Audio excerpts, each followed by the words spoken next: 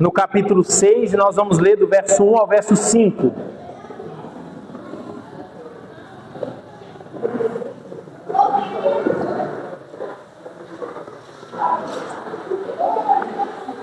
Isaías capítulo 6, verso 1 ao verso 5. Quem for encontrando, fique de pé para nós fazermos a leitura.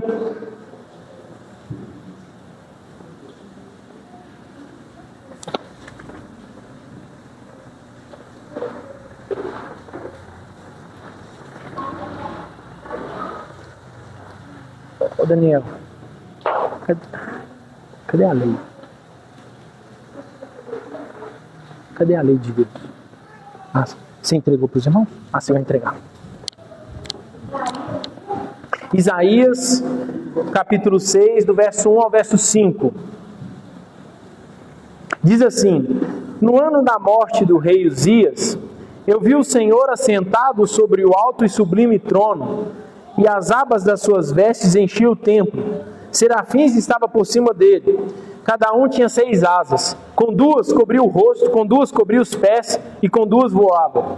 E clamavam uns aos outros, dizendo: Santo, Santo, Santo é o Senhor dos exércitos. Toda a terra está cheia da sua glória. As bases do limar se moveram à voz do que clamava, e a casa se encheu de fumaça. Então disse eu: ai de mim, estou perdido, porque sou homem de lábios impuros, habito no meio de um povo de impuros lábios, e os meus olhos viram o Rei, o Senhor dos exércitos.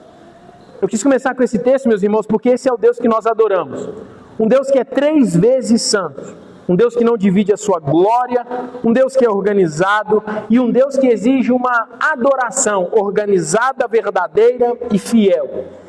E nesse momento nós vamos contar e cantar os feitos desse Deus, nós vamos louvar esse Deus por quem Ele é e pelo que Ele fez, né? Portanto, eu queria chamar a atenção dos irmãos para entender e ver esse momento com máxima reverência. Agora não é momento de conversa paralela, agora não é momento de ir no banheiro, agora não é momento de beber água, nós conseguimos segurar. Agora é o momento de nós adorarmos um Deus que é trino, um Deus que é santo e que exige essa reverência. O culto solene não pode ser levado de qualquer maneira. Não é brincadeira o que nós estamos fazendo aqui. Não pode ser oferecido um culto com descaso. É um culto racional. É pensar no que canta. É cantar de todo o coração. Não é verdade? Lembrando que nós servimos um Deus que é justíssimo e amoroso, mas um Deus que é terrível em seus julgamentos. Um Deus que odeia o pecado. E é esse Deus que nós vamos adorar. Amém? Então, com toda a reverência, vamos, em um só clamor, louvar esse Deus por quem Ele é e pelos seus feitos. Senhor, nós te louvamos. Nós te louvamos porque o Senhor é um Deus trino, um Deus condescendente, que enviou seu próprio Filho, porque nós, miseráveis pecadores, não poderíamos fazer nada para resolver o problema entre nós e o Senhor. O pecado nos dominava, o nosso coração caído, nosso coração mau, a nossa mente deturpada pelo pecado original, e o Senhor de forma graciosa nos resgata, como diz Paulo, do lamaçal de pecado e coloca nossos pés na rocha firme. Nos ajude, ó Deus, a entender o quão solene é esse momento, o quão sério é esse momento, o quão deveremos ser reverentes nesse momento. Nos ajude, Senhor, a ser verdadeiros adoradores, que adoram o Senhor em espírito e em verdade, de forma consciente, de forma racional. Que as verdades do Evangelho possam nos mudar quanto pessoas, a nossa forma de ver, de pensar, a nossa cosmovisão de mundo. Nos ajude a ser cristãos sérios. Não pessoas que brincam, não pessoas que agem de maneira irreverente diante do Senhor. Muitas vezes, se nós estamos diante de um juiz terreno, nós nos comportamos melhor do que quando estamos diante do Rei da Glória, aquele que nos criou. Quando o próprio Jesus diz que nós não devemos temer o homem que pode matar o corpo e nada fazer a alma. Antes devemos temer ao Senhor, Deus trino, que além de matar o corpo, lança a alma no inferno. Nos ajude a entender, Senhor, com esse momento é sublime. E que o Senhor se faz presente aqui nesse meio. Porque o Senhor disse que estaria. E nós clamamos o Senhor. Nós te louvamos pela vida, por este momento, por essa comunhão, por esse momento maravilhoso e prazeroso. Que o Senhor receba o nosso louvor. Que Cristo seja sempre o mediador entre nós e o Senhor. E que o Senhor olhe para nós e vê o reflexo perfeito do Cristo que triunfou em nós. É o que eu te peço, Senhor. Te louvo e te agradeço. Louvado seja Deus. Meus irmãos, agora nós vamos ler a lei de Deus. Eu pedi que entregasse, porque nós vamos fazer de uma forma diferente. Nós vamos ler todo mundo juntos, em uma só voz, tá? Quando Esdras, ele lê no retorno do cativeiro babilônico, que ele lê a lei para o povo, não era uma mera leitura, mas é como se fosse uma renovação de aliança. Todas as vezes que nós lemos a lei de Deus, nós lembramos quem nós somos e quem Deus é e como nós devemos nos comportar. Então ler a lei de Deus não pode ser de forma mecânica, né? Por isso que eu quero que todos leiam juntos em uma só voz. Vamos lá? Êxodo 20, do 1 ao 17. Falou Deus todas essas palavras. Eu sou o Senhor teu Deus, que te tirei da terra do Egito, da casa da servidão. Não terás outros deuses diante de mim. Não farás para ti imagem de escultura.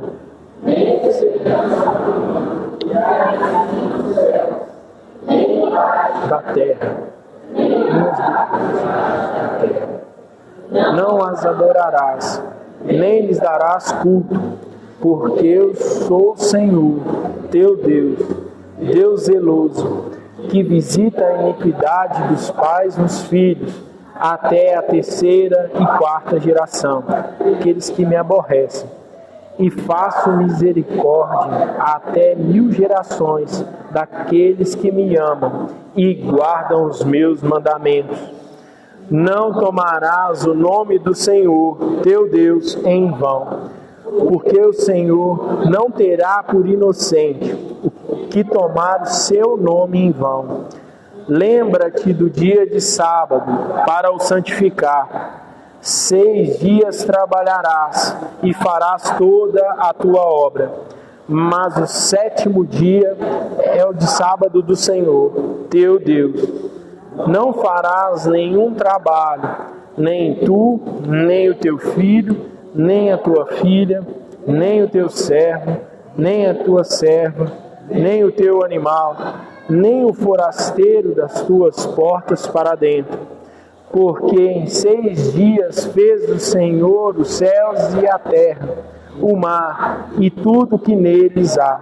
Ao 7º dia descansou.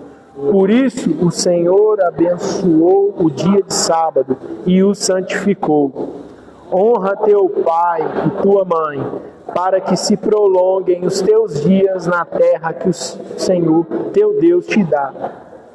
Não matarás. Não adulterarás, não furtarás, não dirás falso testemunho contra o teu próximo, não cobiçarás a casa do teu próximo, não cobiçarás a mulher do teu próximo, nem o seu servo, nem a sua serva, nem o seu boi, nem o seu jumento, nem coisa alguma que pertença ao teu próximo.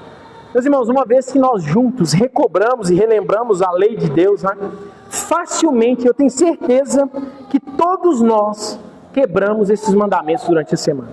Tá? E como bem diz Tiago, né, no capítulo 2, ele fala que se você tropeça em um ponto da lei, você é digno de quebrar toda essa lei. Essa lei de fato nos condena e nos mostra a nossa incapacidade de cumpri-la em sua totalidade, a nossa insuficiência, né?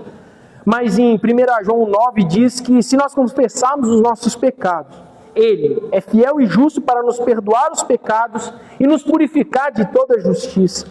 Então esse momento é o momento de você lembrar das suas transgressões. E transgressão não é só ato comissivo que você pratica, mas é as suas omissões, as suas palavras torpes, os seus pensamentos imorais e ofensivos a Deus. Lembra que Deus sonda o nosso coração e a nossa mente. E esse é o momento, crendo na mediação de Jesus Cristo, como único caminho para o perdão de pecados. Confesse o seu pecado nesse momento, você vai ter 1 minuto. Peça a Deus para sondar seu coração e externar as suas falhas para que você possa se arrepender delas. Você tem um minuto.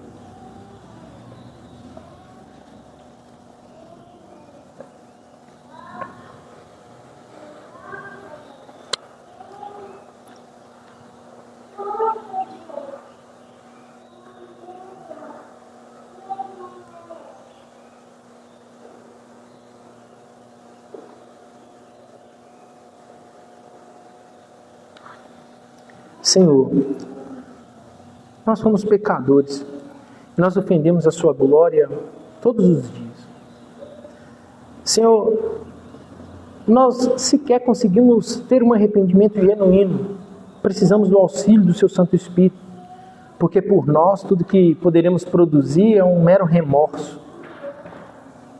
Nós sequer conseguimos, ó Deus, e temos dificuldade de olhar para o nosso coração e identificar que nós somos de verdade. Por isso o salmista diz e clama: sonda-me, ó Deus. Porque o Senhor conhece o nosso coração. O Senhor sabe os caminhos maus. E o Senhor é quem nos guia na vereda da justiça. Nos traz à memória, Senhor, as nossas falhas, as nossas ações que ofenderam a sua glória, os nossos pensamentos, as nossas omissões, a falta de oração, de leitura das Escrituras, a falta de domínio próprio. Ah, Deus, a ira que muitas vezes nos toma, a ansiedade, a falta de confiança no Deus que governa todas as coisas. Sabemos que o Senhor é o nosso consolo em momentos de tristeza, que o Senhor é o nosso amparo.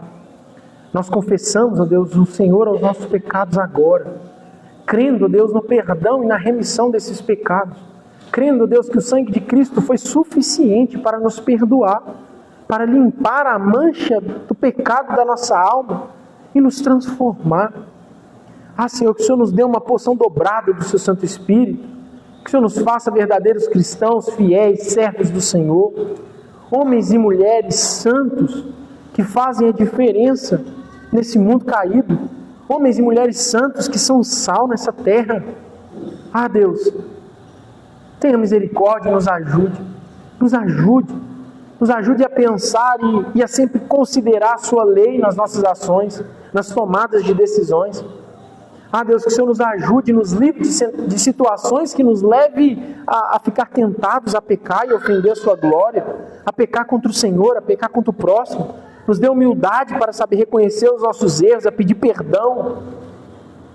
E a semelhança de Cristo, saber servir, saber ser humilde. Ah, Deus, nós te pedimos, seja o nosso auxílio, seja a nossa força, e nos perdoe, Senhor, nos perdoe pelos nossos pecados, que o Senhor sonde o nosso coração, traga, a Deus, a luz aquilo que está oculto, e que nós venhamos nos arrepender, que o Senhor nos dê um arrependimento genuíno, crendo na intercessão do Espírito, na mediação do Filho, para perdão desses pecados. Nos ajude, Senhor. Nós precisamos do Senhor, inclusive para nos arrependermos. Louvado seja o seu nome. Sabemos, ó Deus, que Cristo carrega o nosso fardo, que os nossos pecados foram pagos naquela cruz, que nós somos representados ali. E por isso, há perdão e há remissão. Te louvamos, Senhor. Bendito seja o teu nome. Meus irmãos, vamos cantar o Salmo 3, parte B. Como aumentam contra os opositores são muitos que confessem contra quem Deus nos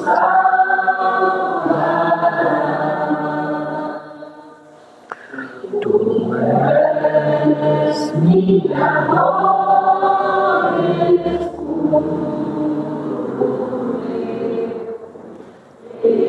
exalta o céu,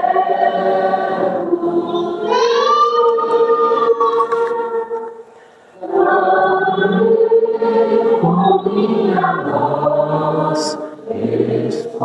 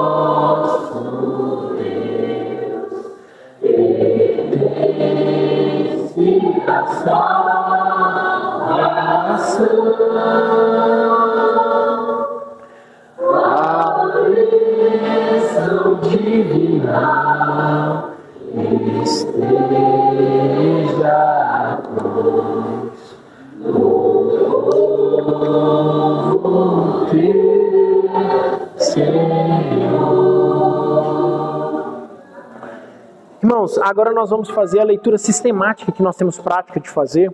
Nós vamos ler Êxodo no capítulo 7. Aqueles que estiverem com suas Bíblias, abram para que vocês possam acompanhar a leitura, a fim de uma melhor fixação do texto, né? Êxodo capítulo 7, nós vamos ler todos os versículos.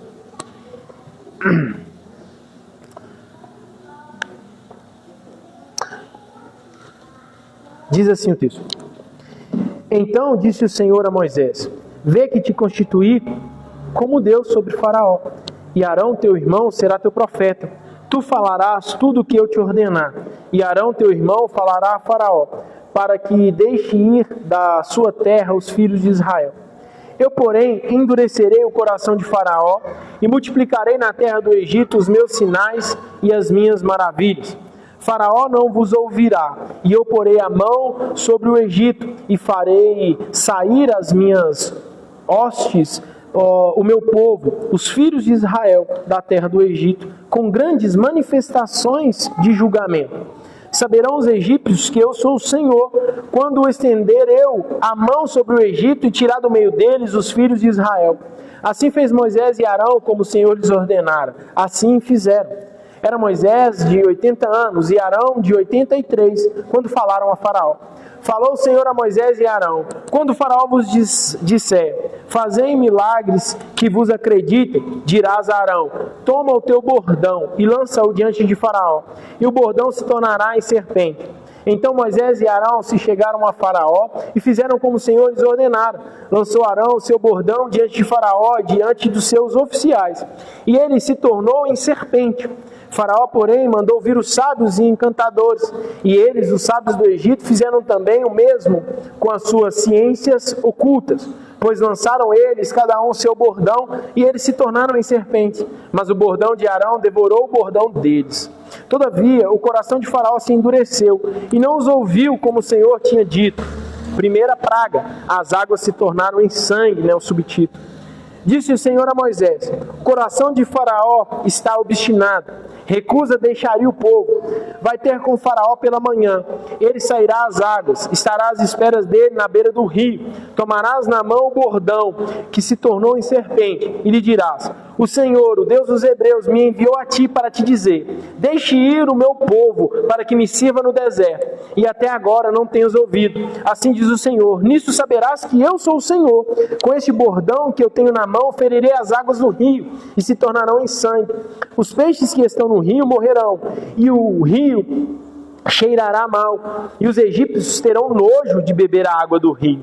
Disse mais o Senhor a Moisés: dize a Arão: toma o teu bordão e estende a mão sobre as águas do Egito, sobre os seus rios, sobre os seus canais, sobre as suas lagoas e sobre todos os seus reservatórios, para que se tornem em sangue. Haja sangue em toda a terra do Egito, tanto nos vasos de madeira como nos de pedra. Fizeram Moisés e Arão como o Senhor lhes havia ordenado. Arão, levantando o bordão, feriu as águas que estavam no rio à vista de Faraó e seus oficiais, e toda a água do rio se tornou em sangue, de sorte que os peixes que estavam no rio morreram, e o rio cheirou mal, e os egípcios não podiam beber a água do rio, e houve sangue por toda a terra do Egito. Porém, os magos do Egito fizeram também o mesmo com as suas ciências ocultas, de maneira que o coração de Faraó se endureceu, e não os ouviu, como o Senhor tinha dito. Virou-se Faraó e foi para casa. Nem ainda isso considerou o seu coração.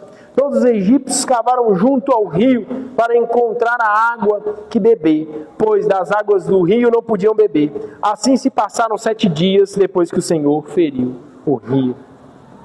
Louvado seja Deus, né? Por tamanho poder, e com sua mão poderosa começa a agir de forma miraculosa para libertar o seu povo e cumprir o seu propósito, né? E da mesma forma, com essa mão poderosa, esse Deus nos livra do pecado, né, que nós vemos. E Moisés aqui, ele é uma figura usada pelo próprio Deus para liderar o povo na peregrinação, né? E toda a escritura, como nós falamos mais cedo, há líderes de Deus, há governos instituídos por Deus que guiam o povo, de certa forma, tanto espiritualmente quanto civilmente. E quando nós olhamos 1 Timóteo, nós somos encorajados a orar por esses homens, lideranças espirituais e civis, políticas, né?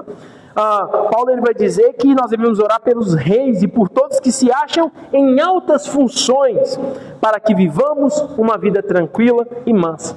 Porque esses homens têm poder de influenciar, né, na nossa vida comum. E esse é o momento que nós vamos orar. Nós vamos orar começando pelas famílias, e nós vamos orar também pelas autoridades que são instituídas por Deus em seu sentido amplo. Amém? Senhor, mais uma vez nós erguemos nossas vozes aos céus e pedimos sua graça sobre nós. O Senhor de maneira perfeita instituiu a família. O Senhor criou o homem e a mulher. O Senhor é quem disse que não era bom que o homem vivesse só. Meu Deus, a família é um projeto do Senhor. É o Senhor quem estabeleceu a função de cada um no lar, do marido, da esposa, dos filhos, do pai, da mãe.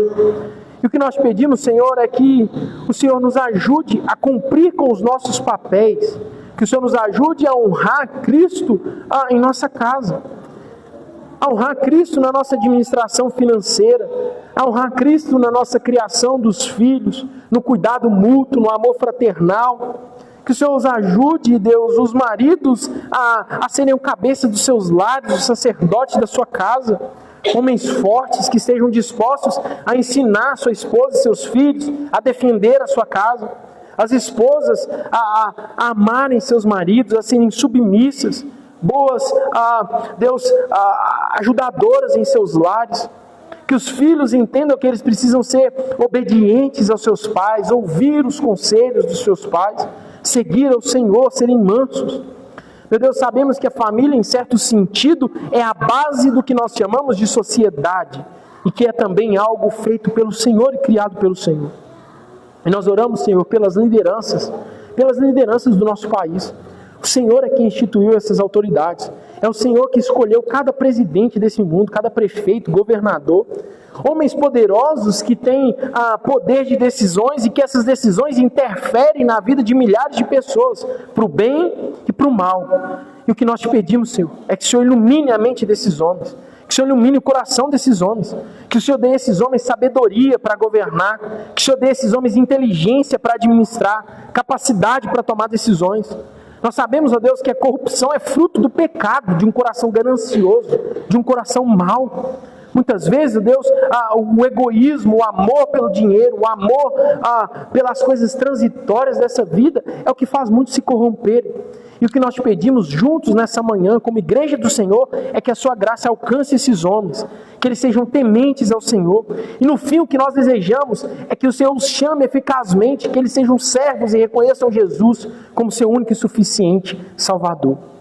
E o que nós te pedimos? Não nos deixe confiar no governo, não nos deixe confiar nas coisas transitórias, que nós venhamos colocar nossa esperança no Senhor, no Deus que é o nosso socorro, no Deus que guia as nossas casas, as nossas famílias, o Deus que nos protege do mal, o Deus que nos dá saúde, o Deus que nos dá vida, o Deus que soprou o fôlego de vida em nossas narinas, que nós venhamos confiar no Senhor.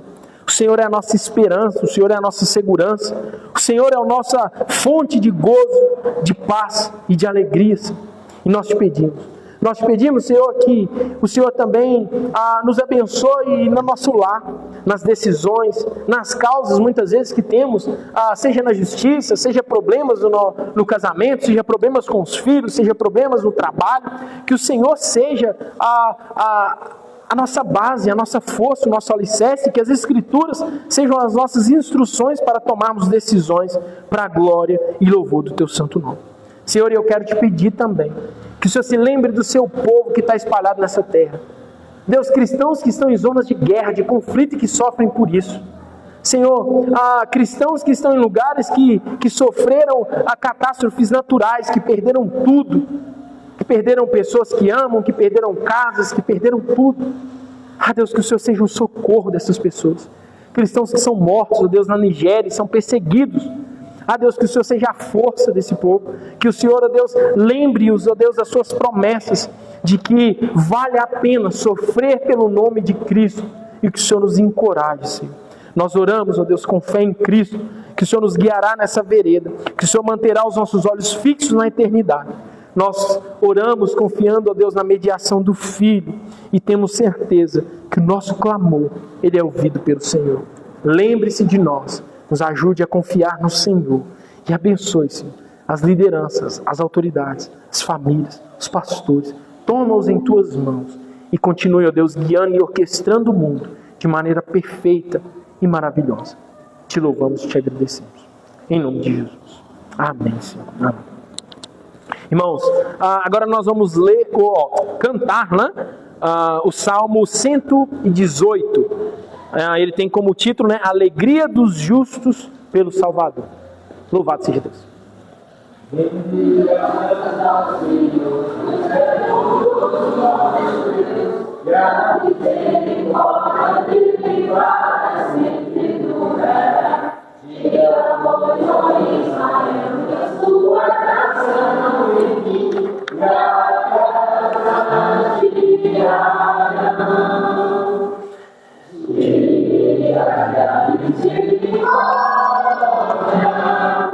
Do Senhor pra sempre dura, e os que temem o seu nome, da graça não tem fim.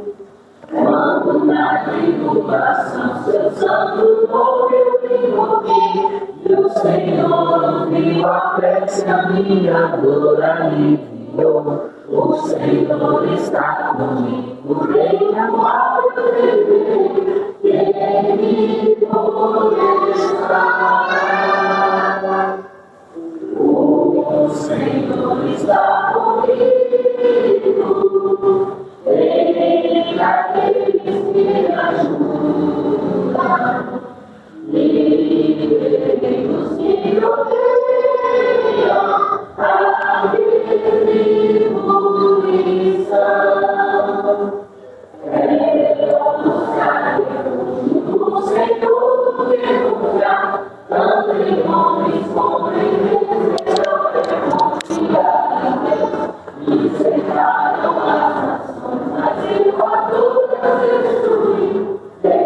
Ouvidos, Senhor, todas elas me cercaram, grandes inimigos eram.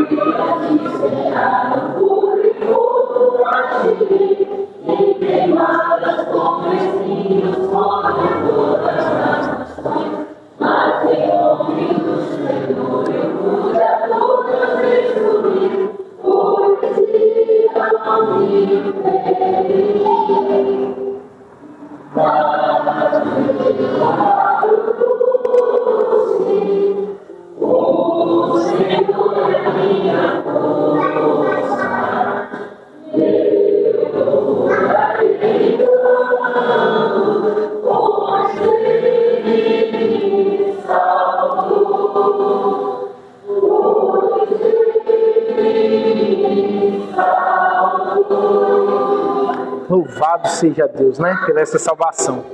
Irmãos, agora os irmãos podem ficar bem à vontade para aqueles que trouxeram seus dízimos, suas ofertas, a contribuírem no altar do Senhor. Os demais, pode ficar sentado, pode ficar à vontade.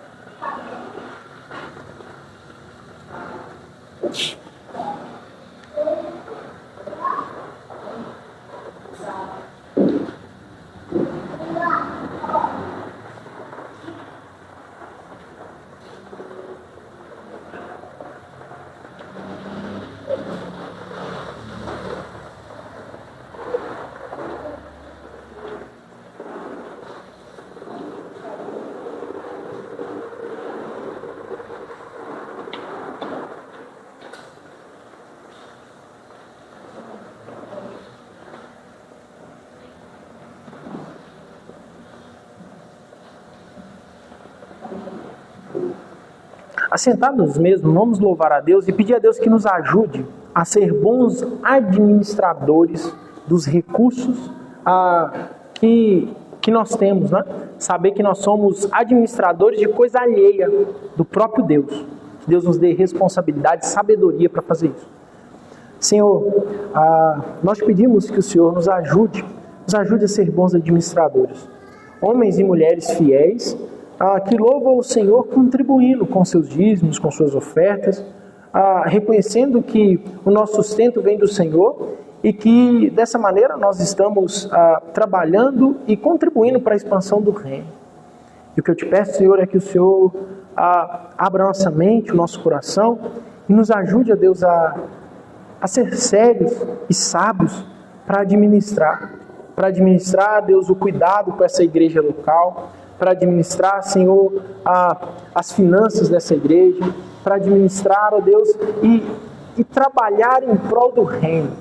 E saber, ó Deus, que nós somos meros mordomos daquilo que o Senhor nos dá. Inclusive na nossa casa é dessa maneira, que o Senhor nos faça bons administradores, porque o nosso salário, Deus, é dádiva do Senhor, porque é o Senhor quem nos dá o trabalho, é o Senhor quem nos dá a saúde para poder trabalhar, é o Senhor quem nos dá a vida. Então nos ajude, ó Deus, a honrar o Senhor, inclusive nessa área financeira. Honrando o Senhor, sendo pessoas sábias, Deus, inteligentes, Deus que contribui para a honra e glória do Senhor e para a expansão do reino. É o que eu te peço, te louvo, te agradeço. Irmão Daniel, vem. Agora é o sermão, nós vamos orar por você. Vem cá. Oi? Sim. Pode vir cá que nós oramos junto. Vamos ficar de pé, meus irmãos? Nós vamos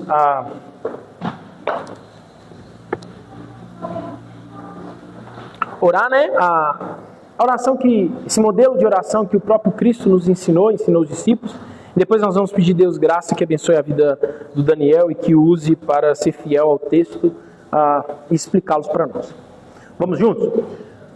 Pai nosso que estais no céu, santificado seja o teu nome. Venha o teu reino, faça-se a tua vontade, assim na terra como no céu. o pão nosso de cada dia dá-nos hoje. Perdoa-nos as nossas dívidas, assim como nós temos perdoado aos nossos devedores. Não nos deixes cair na tentação, mas livra-nos do mal, pois teu é o reino, o poder e a glória para sempre. Amém. Louvado seja Deus. Senhor, nós te pedimos que o Senhor seja com o teu servo nessa manhã. Nós sabemos, ó Deus, que a palavra não pertence a Ele, mas pertence ao Senhor, que Ele é tão somente um instrumento nas tuas mãos e que o Senhor use para a sua glória. Deus, que o Senhor também trabalhe em nossas mentes, nos nossos corações, para que nós venhamos frutificar com a semente que receberemos dos céus em nossos corações. Que a sua palavra, como uma espada afiada, venha atingir o nosso íntimo, o nosso cerne, e que venha transformar profundamente nós como homens e mulheres servos do Senhor. Que nós venhamos produzir bons frutos e honrar o Senhor e saber, ó Deus, cada vez mais quão maravilhoso foi o seu plano eterno de salvação, que nos tirou do pecado e nos guiará até o céu. É o que nós pedimos, te louvamos e bendizemos o Senhor. Amém. Aqui,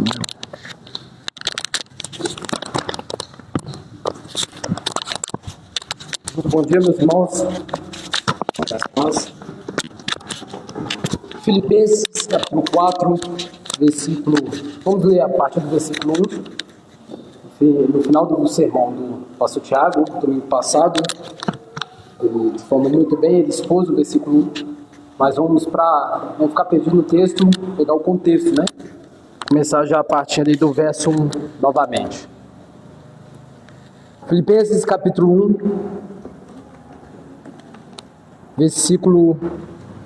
verso do 1 ao 9.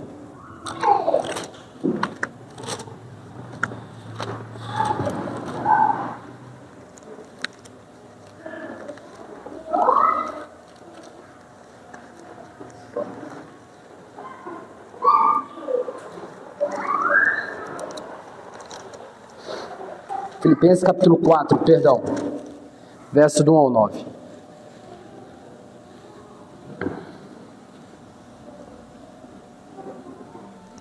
Vamos à leitura. A palavra de Deus diz assim: Portanto, meus irmãos, amados e muito saudosos, minha alegria e coroa, sim, amados, permanecei deste modo, firmes no Senhor. Rogo a Evódia e rogo a Sintique que pensem concordemente no Senhor. A ti, fiel companheiro de jugo, também peço que as auxilies, pois juntas se esforçaram comigo no Evangelho. Também com Clemente e com os demais cooperadores meus, cujos nomes se encontram no livro da vida. Alegrai-vos sempre no Senhor. Outra vez digo, alegrai-vos. Seja a vossa moderação conhecida de todos os homens. Perto está o Senhor. Não andeis ansiosos de coisa alguma. Em tudo, porém, sejam conhecidas diante de Deus as vossas petições, pela oração e pela súplica, com ações de graça. E a paz de Deus, que excede todo o entendimento, guardará o vosso coração e a vossa mente em Cristo Jesus.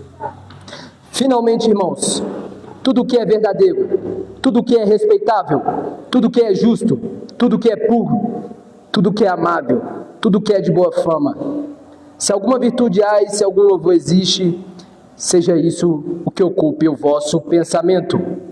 O que também aprendestes e recebestes e ouvistes e vistes em mim, isso praticai, e o Deus da paz será convosco. Irmãos, pode se assentar. Chegamos aqui, irmãos, no final dessa carta, né? Um resumo dessa carta é que a igreja de Filipos, ela envia uma oferta a Paulo, e Paulo, que estava na prisão em Roma, ele agradece muito essa oferta, muito obrigado. Só que ele aproveita ali para tratar de alguns assuntos que estavam acontecendo ali na igreja de Filipos, né? Vamos aqui no contexto a partir do verso 1 novamente, que diz: Portanto, meus amados e muito saudosos irmãos, minha alegria e coroa, permanecei assim firmes no Senhor. amados. A palavra, portanto, aqui vem do grego hoste, que não é uma saudação casual, é uma conclusão teológica, né? Paulo está dizendo, esse portanto quer dizer, porque somos justificados pela fé em Cristo, em Filipenses no capítulo 3, verso 9. Porque temos um padrão de perfeição, que é o próprio Cristo. Porque a nossa cidadania está nos céus e aguardamos o Salvador. Isso que ele está querendo dizer. Portanto, o que se segue é o único caminho lógico e necessário para a vida cristã. A prática da santidade. E em diante, no verso 1, é a consequência inevitável da verdade, da justificação e da nossa esperança celestial. Também temos nesse verso aqui um apelo afetuoso do apóstolo, né? Ele diz, meus amados e muito saudosos irmãos, minha alegria e coroa, né? Que está demonstrando aqui a paixão do pastor pelas suas ovelhas. O pastor, o líder, ele tem que amar suas ovelhas.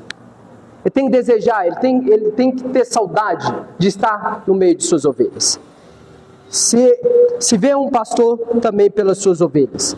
Paulo emprega 4 termos aqui de intenso afeto, né? Nesse versículo. O que é típico desta carta que nós vemos, essa carta que é muito chamada pelo teólogo a carta da alegria.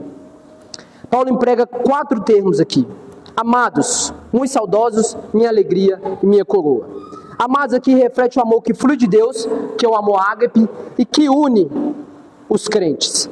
Muito saudosos, expressa o profundo desejo de Paulo de estar com esses irmãos, mostrando que a exortação dele, que ele vai trazer a exortação, ela vem de um coração paternal, né? E não de um juiz frio, né? Minha alegria aqui, a alegria de Paulo não estava em sua liberdade, na sua riqueza ou na sua reputação, mas no fruto de seu ministério. Os crentes filipenses, eles eram sua recompensa espiritual. Vimos também coroa. Tem 2 sentidos, na verdade até 3 sentidos, né? Mas os mais usados tem 3 sentidos dessa palavra aqui no grego, que é diadema, que é a coroa real, e Stéfanos, que é a coroa do atleta, né? E vamos ver isso.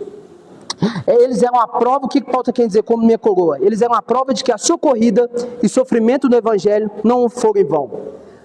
Paulo agora está fazendo aqui suas últimas recomendações a essa igreja amada, essa igreja querida, a quem ele chama de minha alegria e minha coroa. E nesse sentido, melhor para o texto, ele não tratando aqui da palavra, como, por exemplo, esse sentido, essa palavra coroa. Por exemplo, a palavra manga. Dá para se entender em qual sentido você for usar, a manga da camisa ou manga de manga de fruto, né? Então, no sentido que mais encaixa a palavra coroa aqui, é no sentido Stéfanos, né? Que é a coroa do atleta, que saía vitorioso dos jogos gregos naquela época, né? Que era uma coroa de louros que o atleta recebia sobre os aplausos da multidão que lotava o estádio. E ganhar essa coroa era a ambição suprema do atleta, né? No entanto, também Stéfanos também, que é o terceiro sentido que não é muito usado, era a coroa com a qual se coroavam os hóspedes, né? Quando participavam de um banquete nas grandes celebrações. E esta é a última palavra, é a que a Paulo usa nesse texto, né? É como se Paulo dissesse que os filipenses são a coroa de todas as suas fadigas, de todos os seus esforços, de todos os seus empenhos. Ele era um atleta de Cristo. E esses filipenses, eles eram a sua coroa. É como se dissesse que no banquete final de Deus, os filipenses seriam a sua coroa festiva, né? E vamos a uma ordem central também nesse verso. Ele diz assim, permanecei assim, firmes no Senhor.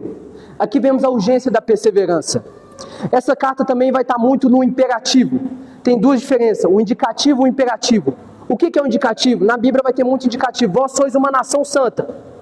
Está indicando. Mas tem a parte do imperativo, que cabe a nós realizar. Sede santos. Isso é o imperativo. Essa carta vai estar muito no imperativo. Essa perícope que eu vou estar pregando daqui para frente. Cabe a nós praticar o que vai ser tratado aqui. E esta é a ordem também, vemos aqui na parte imperativa do versículo, né? Permanecei firmes no Senhor, assim firmes no Senhor. A essência desse verso se trata também da perseverança. Permanecer firme vem do grego steket, né? É um termo militar. O que significa? Estar de prontidão, manter a posição, resistir ao ataque. É como um exército que está vindo um exército correndo, e esse exército está firme, travado, e o capitão fala, permaneçam firmes. É isso que ele está querendo dizer. Estar de prontidão, manter a posição, resistir ao ataque. Porque os filipenses eles estavam sendo atacados, como foi trazido muito bem pelo Renan, pelo Tiago e também por mim, no Filipenses capítulo 3, verso 2. Eles estavam sendo atacados por falsos mestres judaizantes, vimos isso no verso 2 do capítulo 3 de Filipenses, e pela também mundanidade. A vida cristã não é uma caminhada fácil. É uma guerra que exige vigilância, exige resistência constante contra o mundo. Existe contra também a carne nossa e por último o diabo. Temos 3 inimigos do cristão, já foi tratado aqui. Primeiro é o mundo, segundo a sua carne, por último o diabo. Não podemos ser inconstantes, mas devemos estar firmemente ancorados. Aquela âncora que segura o navio para ele não ser levado, como diz em Tiago 5,8, então, um homem dobro que é levado para qualquer, ele não é decidido, ele é levado para qualquer vento no meio do mar, como um barquinho. Não, ele tem que estar firmemente ancorado, né? Para que não seja levado por qualquer vento de mundanismo, né? A palavra assim, quando ele fala assim, permanecei assim, firme no Senhor, quer dizer da mesma forma que, ou continuem a fazer o que já estão fazendo de bom. Refere-se aqui à conduta excelente que eles já estavam demonstrando, né? Especialmente a humildade de Cristo. O apóstolo Paulo traz isso no Filipenses 2, que é a busca da justiça pela fé, que vemos isso em Filipenses capítulo 3. No Senhor aqui, este é um fundamento soberano. Nossa firmeza não está baseada em nossa própria força de vontade, que é falha, mas em nossa experiência emocional, que oscila, ou na estabilidade da igreja. E vamos ver isso, como em Evódia e Sintique, né? Na estabilidade. Nossa firmeza está em Cristo. Ele é a nossa âncora e a nossa rocha. A perseverança do crente é, em última análise, a perseverança de Cristo em nós, né? E concluindo tudo isso, esse verso nos chama a santidade prática com base na graça salvadora. Nossa posição no céu exige que mantenhamos nossa posição firme na terra, ligados de forma inseparável ao nosso Salvador e Senhor Jesus Cristo. Após todo esse contexto, vamos à introdução do sermão, que é a visão da igreja celeste. Irmãos, irmãs em Cristo, a palavra de Deus nos chama a uma realidade profunda aqui. Nossa identidade não está nessa terra que é passageira, mas nos céus, onde Cristo está assentado. Como diz em Filipenses 3:20, né? A nossa pátria está nos céus. O tema central de hoje é a igreja da terra, como espelho, como reflexo da igreja dos céus. O céu é um lugar de perfeita unidade, alegria inabalável, paz completa, pois é a habitação dessa glória, e perfeita unidade, alegria inabalável e paz completa, pois é a habitação do próprio Deus. Não vai ter desunião, não vai ter tristeza, pois é a habitação dessa glória do próprio Deus. Se somos cidadãos do céu, como diz em Filipenses 3:20, a igreja que deve ser um reflexo, ela deve ser um antigozo, né? Dessa glória e dessa harmonia celestiais. O apóstolo Paulo em Filipenses, aqui, nessa perícope que eu vou estar pregando, vai nos mostrar, no verso 4, 2 ao 9, nos mostra as mais comuns, né? As disciplinas práticas que nos permitem espelhar essa glória do reino de Deus, confrontando as falhas mais comuns da igreja terrestre. Esse sermão vai tratar sobre contenda, sobre a tristeza e a ansiedade. Vamos aprofundar então de versículo por versículo aqui, nessa exortação apostólica do apóstolo Paulo. Temos aqui, irmãos, infelizmente um espelho quebrado já no início. Se a igreja da terra, ela tem que ser um espelho, ela tem que ser um reflexo da igreja do céu, temos aqui já no início um espelho quebrado. E o Paulo vai nos exortar contra relação a isso, com o chamado da unidade. Vamos no versículo 2 ao 3. Rogo a Evódia e rogo a Sintique que pensem concordemente no Senhor. A ti o fiel companheiro de jugo também peço que as auxilie, pois juntas se esforçaram comigo no Evangelho, também com Clemente e com os demais cooperadores meus, cujo nome se encontram no livro da vida. Aqui ele, olha para você, ele diz, rogo a Evódia e rogo a Síndica, que no Senhor tem o mesmo modo de pensar, né? Paulo aqui, o apóstolo de Cristo, ele não está ignorando o conflito, ele está expondo ele. Evódia e Síndica não são membros comuns, são mulheres que trabalharam junto com o apóstolo Paulo. Provavelmente eram até líderes influentes. E o fato de Paulo aqui nomeá-las publicamente, que é raríssimo, mostra a gravidade dessa contenda. Um conflito na liderança paralisa o corpo inteiro de Cristo. Evódia e Síndica eram duas irmãs que ocupavam posições de liderança na igreja, que estavam sempre vistas ali na organização, que haviam se esforçado com Paulo no Evangelho ainda, e cujos nomes estavam escritos no livro da vida. Eram cristãs lavadas, semidas pelo sangue de Cristo, eram eleitas, e ele vai tratar isso. Mas agora estavam em desacordo na igreja, e isso traz um grande perigo. Dos maiores pecados que se pode ter, tem um que Deus abomina, e traz as palavras raras vezes nas Escrituras. É abominável a Deus, em Provérbios 6, a contenda no meio dos santos. Elas tinham nomes bonitos ainda. Evódia significa doce fragrância, e Síndica significa boa sorte, né? Mas estavam vivendo de maneira repreensível. Cristãs ajudaram, faziam parte da liderança, ajudaram Paulo no ministério, estavam vivendo de maneira repreensível, digno de chamar repreensão. Em vez de buscar os interesses de Cristo e da igreja, lutavam por causas pessoais. Talvez uma era chefe de um grupo e a outra era chefe de outro grupo, assim, no quesito, numa organização do culto, e uma falava assim, eu só vou arrumar porque eu sou da Evódia, ou sou da Síndica. Isso estava criando um conflito muito grande, né? Uma divisão. Em vez de buscar os interesses de Cristo e da igreja, elas estavam lutando por causas pessoais. Elas estavam pondo o eu delas acima do outro, né? E em vez de seguir o exemplo de Cristo e de seus consagrados servos, que vimos no capítulo 2, no versículo 5, no versículo 17, no versículo 20 e 30 do capítulo 2, elas estavam imitando aqueles que trabalhavam, que foi advertido pelo apóstolo Paulo, no capítulo 2, por vanglória e partidarismo. Em vez de seguir o exemplo de Cristo, ela estava seguindo os exemplos daqueles que o apóstolo Paulo alertou, que estavam por vanglória, por si mesmo, por partido. Você é de Paulo ou você é de nós, né? Dividindo a igreja, elas estavam imitando a mesma coisa.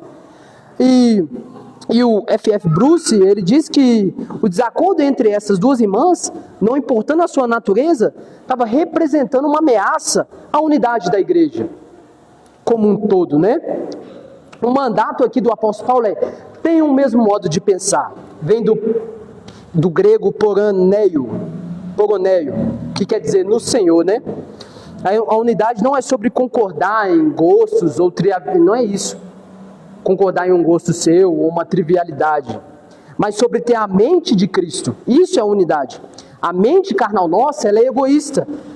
Ela busca a própria honra e insiste em estar certa. Só que a mente de Cristo, como trata no versículo 2, né, que o apóstolo Paulo traz Cristo ali no capítulo 2, como exemplo supremo, foi pregado por mim, a mente de Cristo é humilde, ela é servidora, ela busca o bem do outro, como foi dito pelo pastor Renan. Ele diz naquelas passagens, nos capítulos anteriores, que o cristão deve buscar superior à vontade do outro do que a si mesmo, o bem do outro, né? O cristão é servo dos servos, né? Então, a mente de Cristo é humilde, servidor e busca o bem do outro. A desunião é fundamentalmente uma falha na nossa submissão no senhorio de Cristo.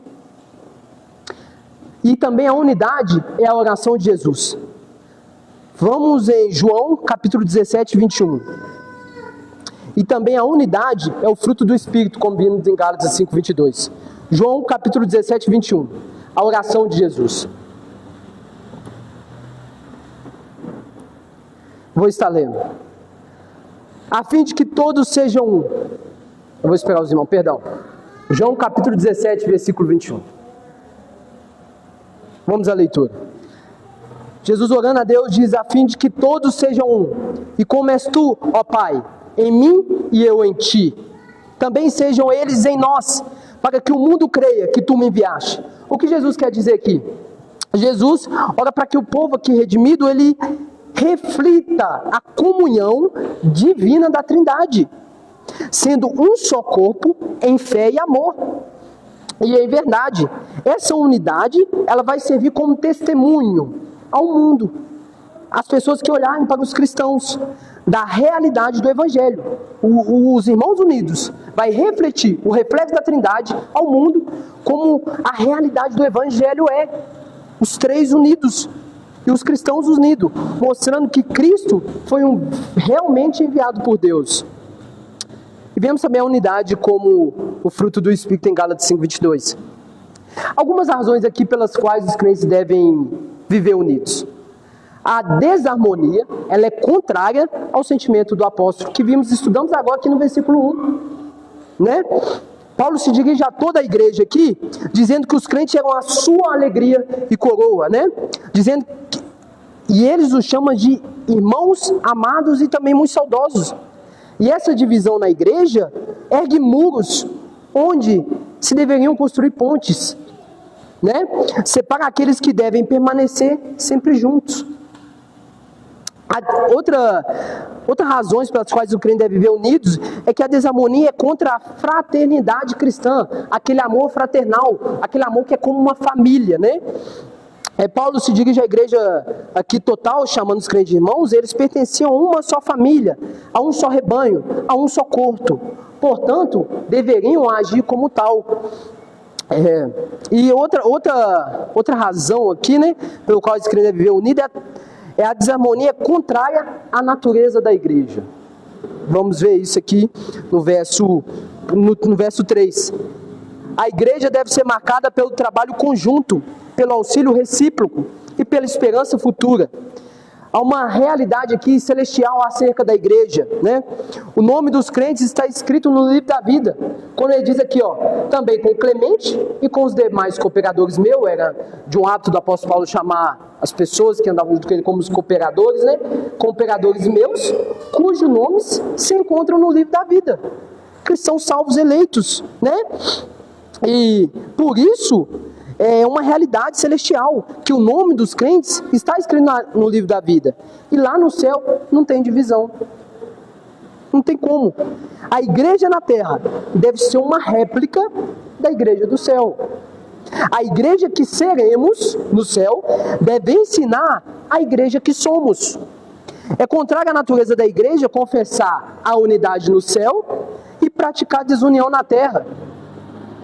Todos os crentes lavados no sangue de Cristo, do Cordeiro, têm seu nome escrito no livro da vida e serão introduzidos na cidade santa.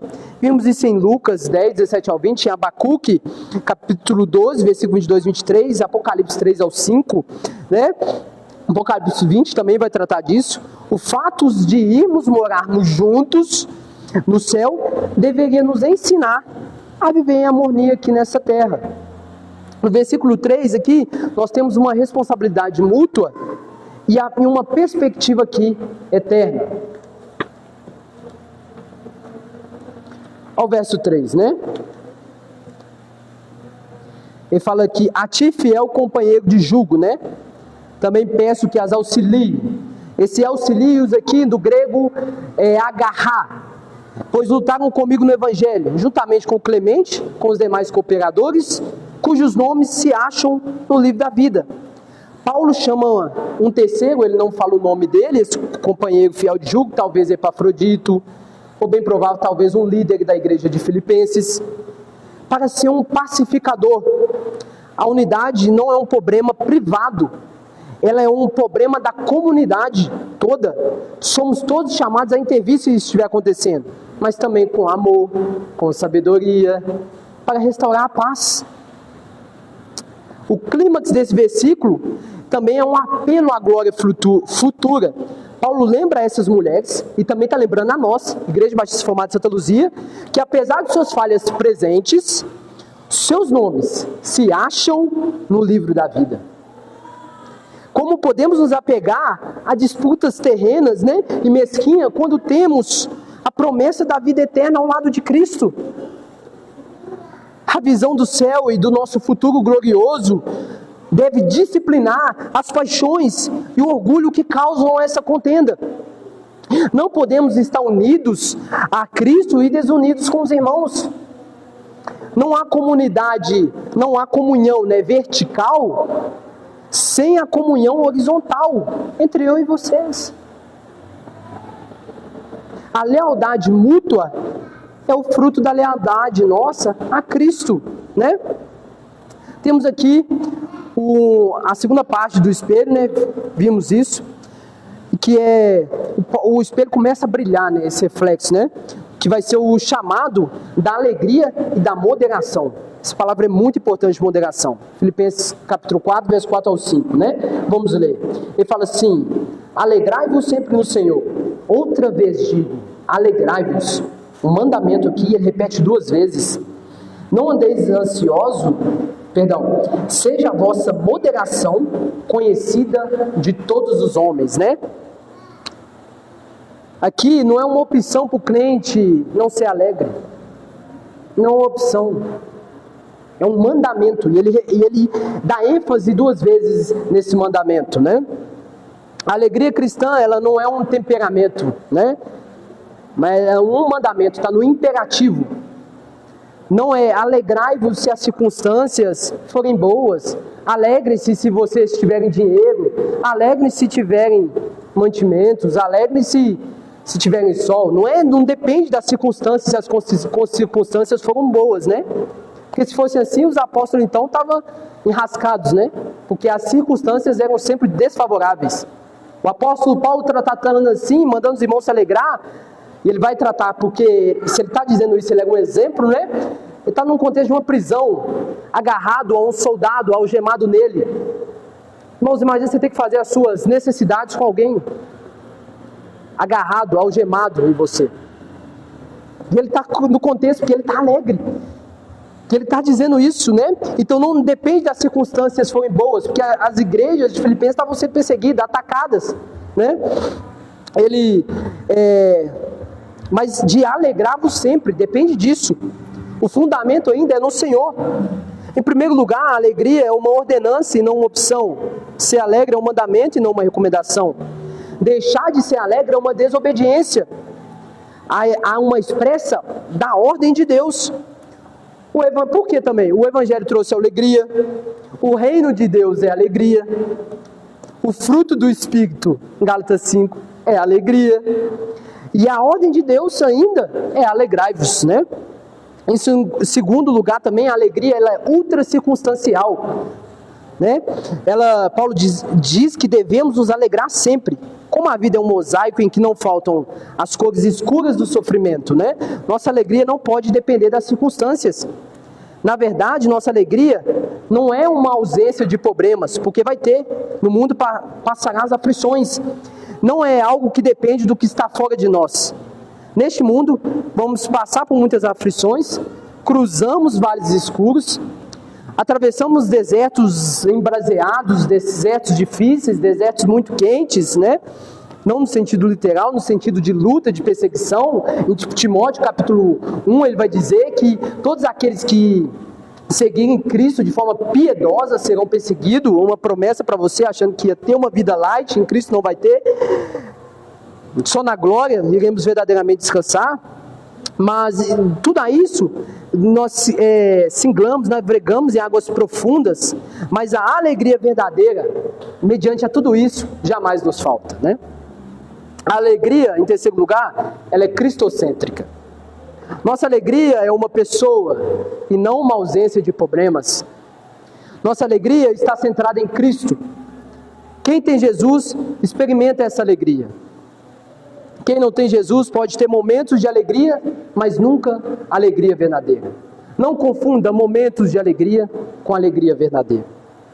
Quem tem Jesus tem alegria, quem não tem, ele jamais experimentou a verdadeira alegria. Essa alegria também ela é um fruto da nossa justificação pela fé. Vemos isso em Romanos 5, no verso 1, né? Tendo sido, pois, justificado pela fé, temos paz com Deus por nosso Senhor Jesus Cristo. Verso 1 ao 2, né? Temos aqui 2 diferenças. A paz com Deus e a paz de Deus são diferentes, né? Eu vou tratar mais para frente. Já fomos resgatados, já fomos perdoados e ainda fomos adotados. Cristo não nos deixa órfãos. O que a terra pode nos tirar que se compare ao que Cristo nos deu? O que ela pode tirar? Por isso que o apóstolo Paulo não tinha nada preso ao mundo. Por isso, como ele via morrer em Cristo uma alegria.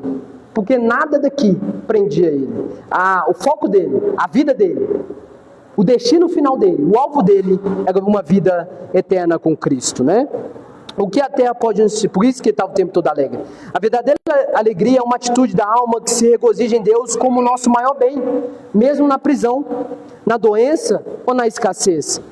Vimos isso em Filipenses 1, versículo 12, em Abacuque 3, 17 ao 18. O testemunho aqui, o mundo não entende essa alegria. Uma alegria baseada na dor, na renúncia. Nossa alegria, por isso que é no Senhor. É um poderoso testemunho missionário. Você estando alegre, independente da circunstância, é um poderoso testemunho missionário. E vai tratar isso. Lembra numa pregação que eu trouxe, que o cristão é uma carta escrita. Ele está sendo lido, né? O que as pessoas olham para você, o que elas leem? O cristão é uma carta escrita. E aqui ele vai tratar no versículo 5, a moderação, como fruto da esperança, né? Seja a vossa moderação conhecida de todos os homens. Perto está o Senhor. William Hendricks, ele diz que não há em nossa língua, né, uma única palavra que expresse toda a beleza, toda a riqueza contido nesse vocábulo grego ainda. Essa palavra ela foi usada por Aristóteles para descrever aquilo que não é apenas justo, mas melhor ainda do que a justiça. Uma pessoa moderada, a moderação. William Barclay, ele diz que o homem que tem moderação é aquele que sabe quando não deve aplicar a letra estrita da lei, mas quando ele deve deixar a justiça e introduzir a misericórdia, né? É a pessoa que é extremamente equilibrada. É a pessoa que não é libertina demais e nem legalista demais, né? E ela vem do termo epiekeia, né? Que significa equidade. É a qualidade do homem que não sabe que as leis que sabe que as leis e as prescrições não são a última palavra. Quer ver um exemplo? Que é uma pessoa moderada? Jesus. Ele não aplicou a letra da lei em relação à mulher apanhada em flagrante adultério. Quem lembra dessa passagem? Ela tinha sido pega em adultério, em flagrante, e eles trouxeram. Pela lei ela tinha que ser apredejada, né? E ele foi além da justiça. Ele exerceu a misericórdia. Vimos isso em João, do capítulo 8, do versículo 1 ao 11, né? Ralph Martin, nessa mesma trilha de pensamento, ele escreveu um trecho muito importante. Moderação é uma disposição amável e honesta para com as outras pessoas, a despeito de suas faltas. Disposição essa inspirada na confiança que os crentes têm em que após o sofrimento terreno vai vir a glória celeste. Uma pessoa moderada é a que não é nem libertina e a que não é legalista. Ela é uma pessoa equilibrada, moderada, né? A alegria interior do cristão, do eleito, deve produzir uma beleza exterior, que ela é chamada de moderação. É a capacidade de não exigir todos os nossos direitos, a capacidade de não exigir de sermos justos, pacientes, razoáveis, e especialmente quando nós somos maltratados, né? Vamos uma exortação aqui prática, irmãos. A gentileza é a antítese, né? O que quer dizer antítese? É o contraste, é o contrário, é o oposto do comportamento agressivo, impaciente e exigente que a gente vê no mundo. Porque podemos ser gentis com aqueles que nos ofendem, por causa dessa segunda parte do versículo. Por que a gente tem que ser gentil com as pessoas que nos ofendem? Olha a segunda parte do versículo, do verso 5, né? Perto está o Senhor. Aqui, talvez aqui pode ser tratado nesse mesmo texto, uma visão escatológica aqui do apóstolo, né? Ele pode estar tratando aqui da segunda vinda de Cristo, também encaixa, também pode se aplicar, mas temos uma visão ainda melhor dessa parte, perto está o Senhor. É da sua proximidade presente. Isso nos lembra que Ele fará justiça, Não precisamos nos vingar. Não precisamos exigir o pagamento imediato. Nossa paciência e gentileza são sustentados pela certeza que o juiz está à porta. Vimos isso em Tiago 5,8. Vamos abrir lá por gentileza. Tiago 5,8.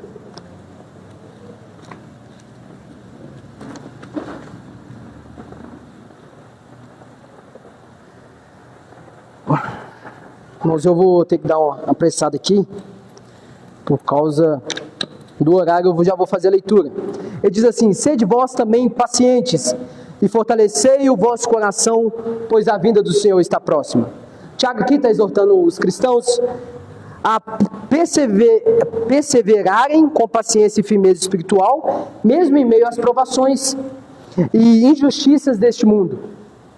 A motivação para essa paciência ela é a certeza da volta de Cristo, o justo juiz que virá para recompensar os fiéis e corrigir toda a injustiça. Essa paciência não é uma mera passividade, né? Mas é uma fé perseverante, sustentada pela graça de Deus.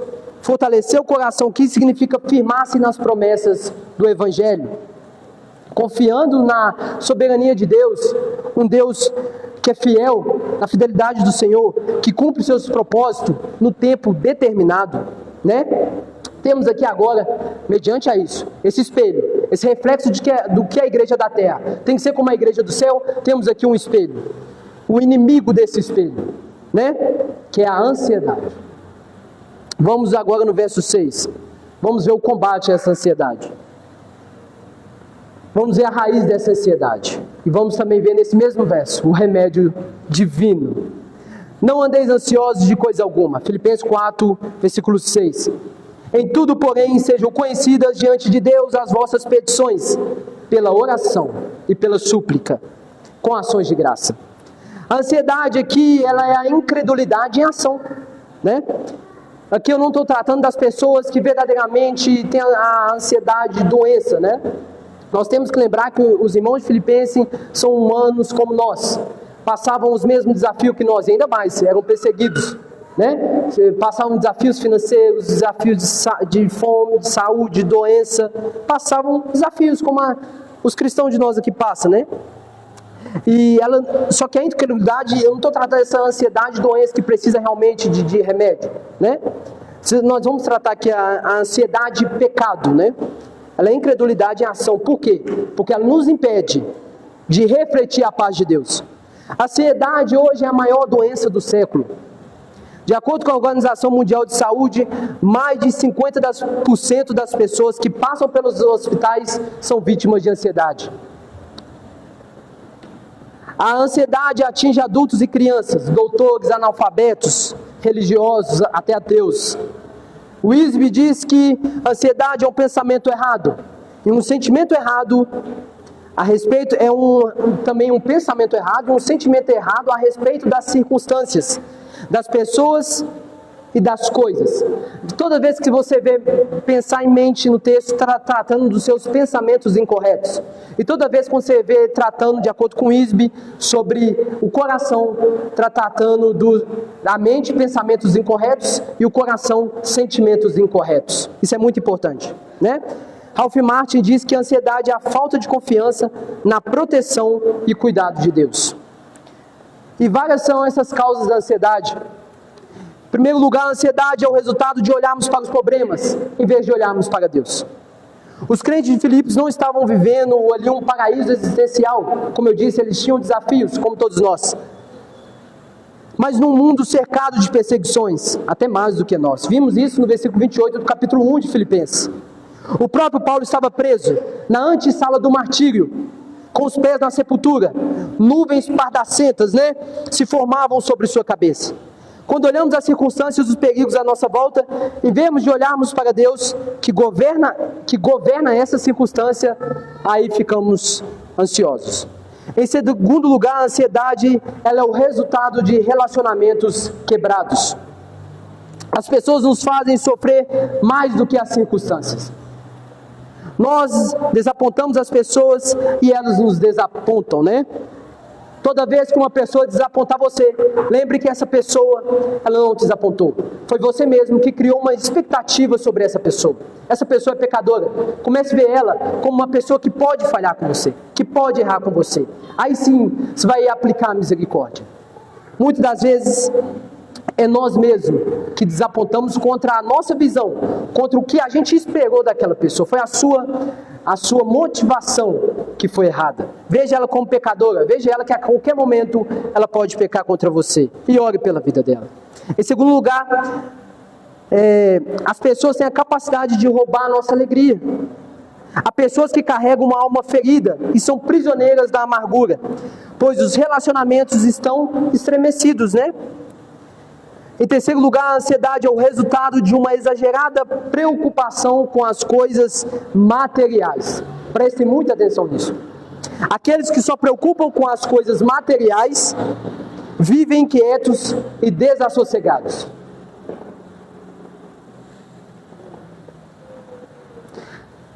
Aqueles que põem a sua confiança no dinheiro em vez de pô-la em Deus, descobrem que a ansiedade e não a segurança é a sua parceira.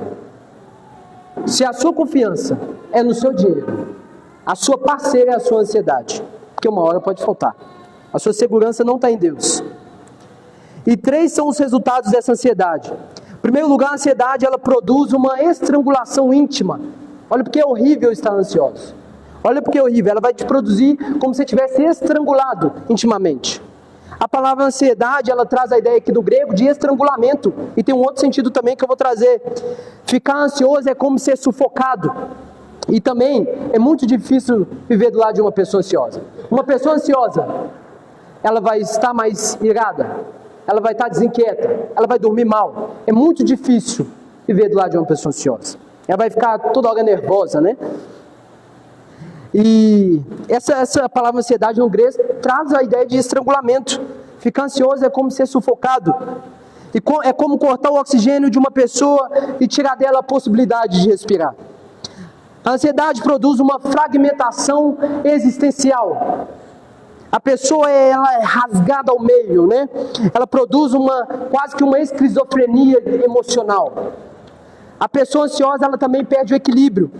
O Wisby diz que a palavra ansiedade significa ser puxado em diferentes direções. Olha para você ver. As nossas esperanças nos puxam em uma direção. Agora, os nossos temores vão nos puxar em direções opostas. Assim nós ficamos rasgados. Em segundo lugar, a ansiedade ela rouba nossas forças. Uma pessoa ansiosa normalmente ela vai antecipar os problemas, né? A pessoa ansiosa ela vive se preocupando. Olha a palavra, divide a palavra. Preocupar. Você já está preocupando antes da hora. Isso é um pecado.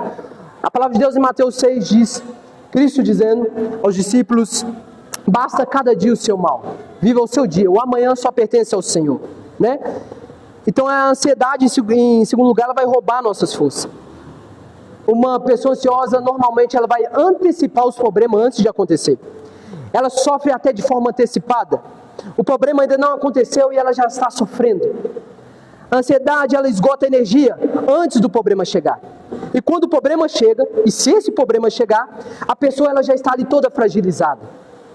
Em terceiro lugar, a ansiedade é uma eloquente voz da incredulidade. A ansiedade é a incapacidade de crer que Deus está no controle.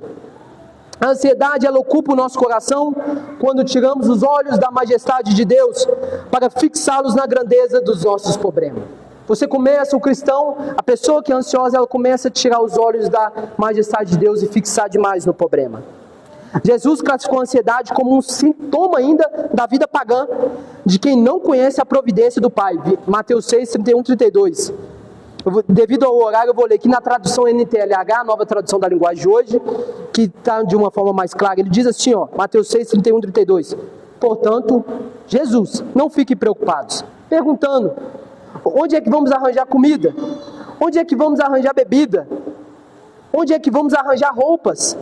Olha no versículo 32, ele traz a resposta para essas perguntas que as pessoas que andam ansiosas normalmente perguntam, né? Onde vamos arrumar comida? Onde vamos arrumar roupa? O que vamos fazer amanhã, né? pois os pagãos é que estão sempre preocupados com essas coisas. O Pai de vocês que está no céu sabe que vocês precisem de tudo isso. Por que a ansiedade é um pecado de incredulidade? Pois supõe que Deus é incapaz ou desinteressado em suprir as vossas necessidades. A pessoa está dizendo para Deus que Deus é incapaz de suprir a necessidade dela. No verso 6, nós também temos o remédio. Paulo aqui, ele é brilhante, ele apresenta o problema e ele também vem com a solução. Temos um remédio divino aqui, a oração. A disciplina da oração. O antídoto não é um calmante, né? Não é um Rivotril. É a comunhão com Deus. Esse é um antídoto para a ansiedade. Em vez de nos preocuparmos com coisa alguma, devemos orar sobre tudo. Deus não apenas dá uma ordem, não andeis ansiosos, mas Ele oferece também a solução. Ele não apenas diagnostica a doença aqui, mas Ele também oferece o remédio. Se a ansiedade é uma doença, a oração é o remédio. William Hendrickson diz que o antídoto adequado para a ansiedade é abrir efusivamente ali o coração ao seu Deus. Lidamos com a ansiedade não com livros de autoajuda, né? Mas com a ajuda do alto. Triunfamos sobre ela não batendo no peito em uma arrogância ufanista, mas caindo de joelhos e lançando sobre Cristo a nossa ansiedade. Onde a oração prevalece, a ansiedade desaparece. Se tem pessoa muito ansiosa, pode olhar a vida dela de oração. John Piper diz que o básico da vida cristã, começar a ser cristão, olha, básico da vida cristã é oração.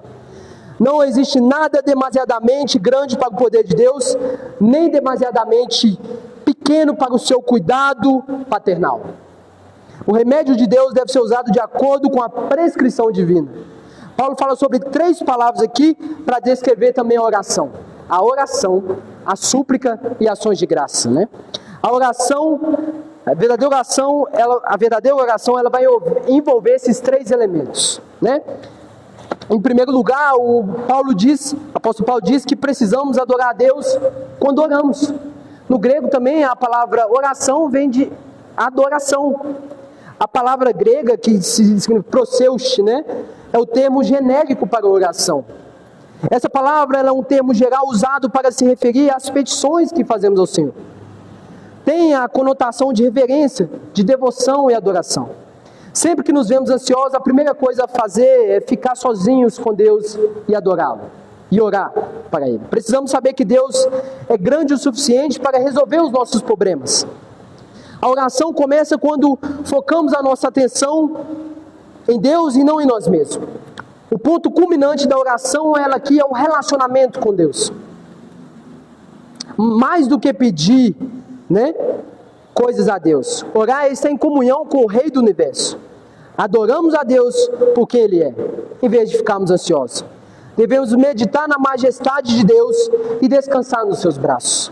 Se Deus é quem Ele é, e se Ele é o nosso Pai, não precisamos ficar ansiosos, né?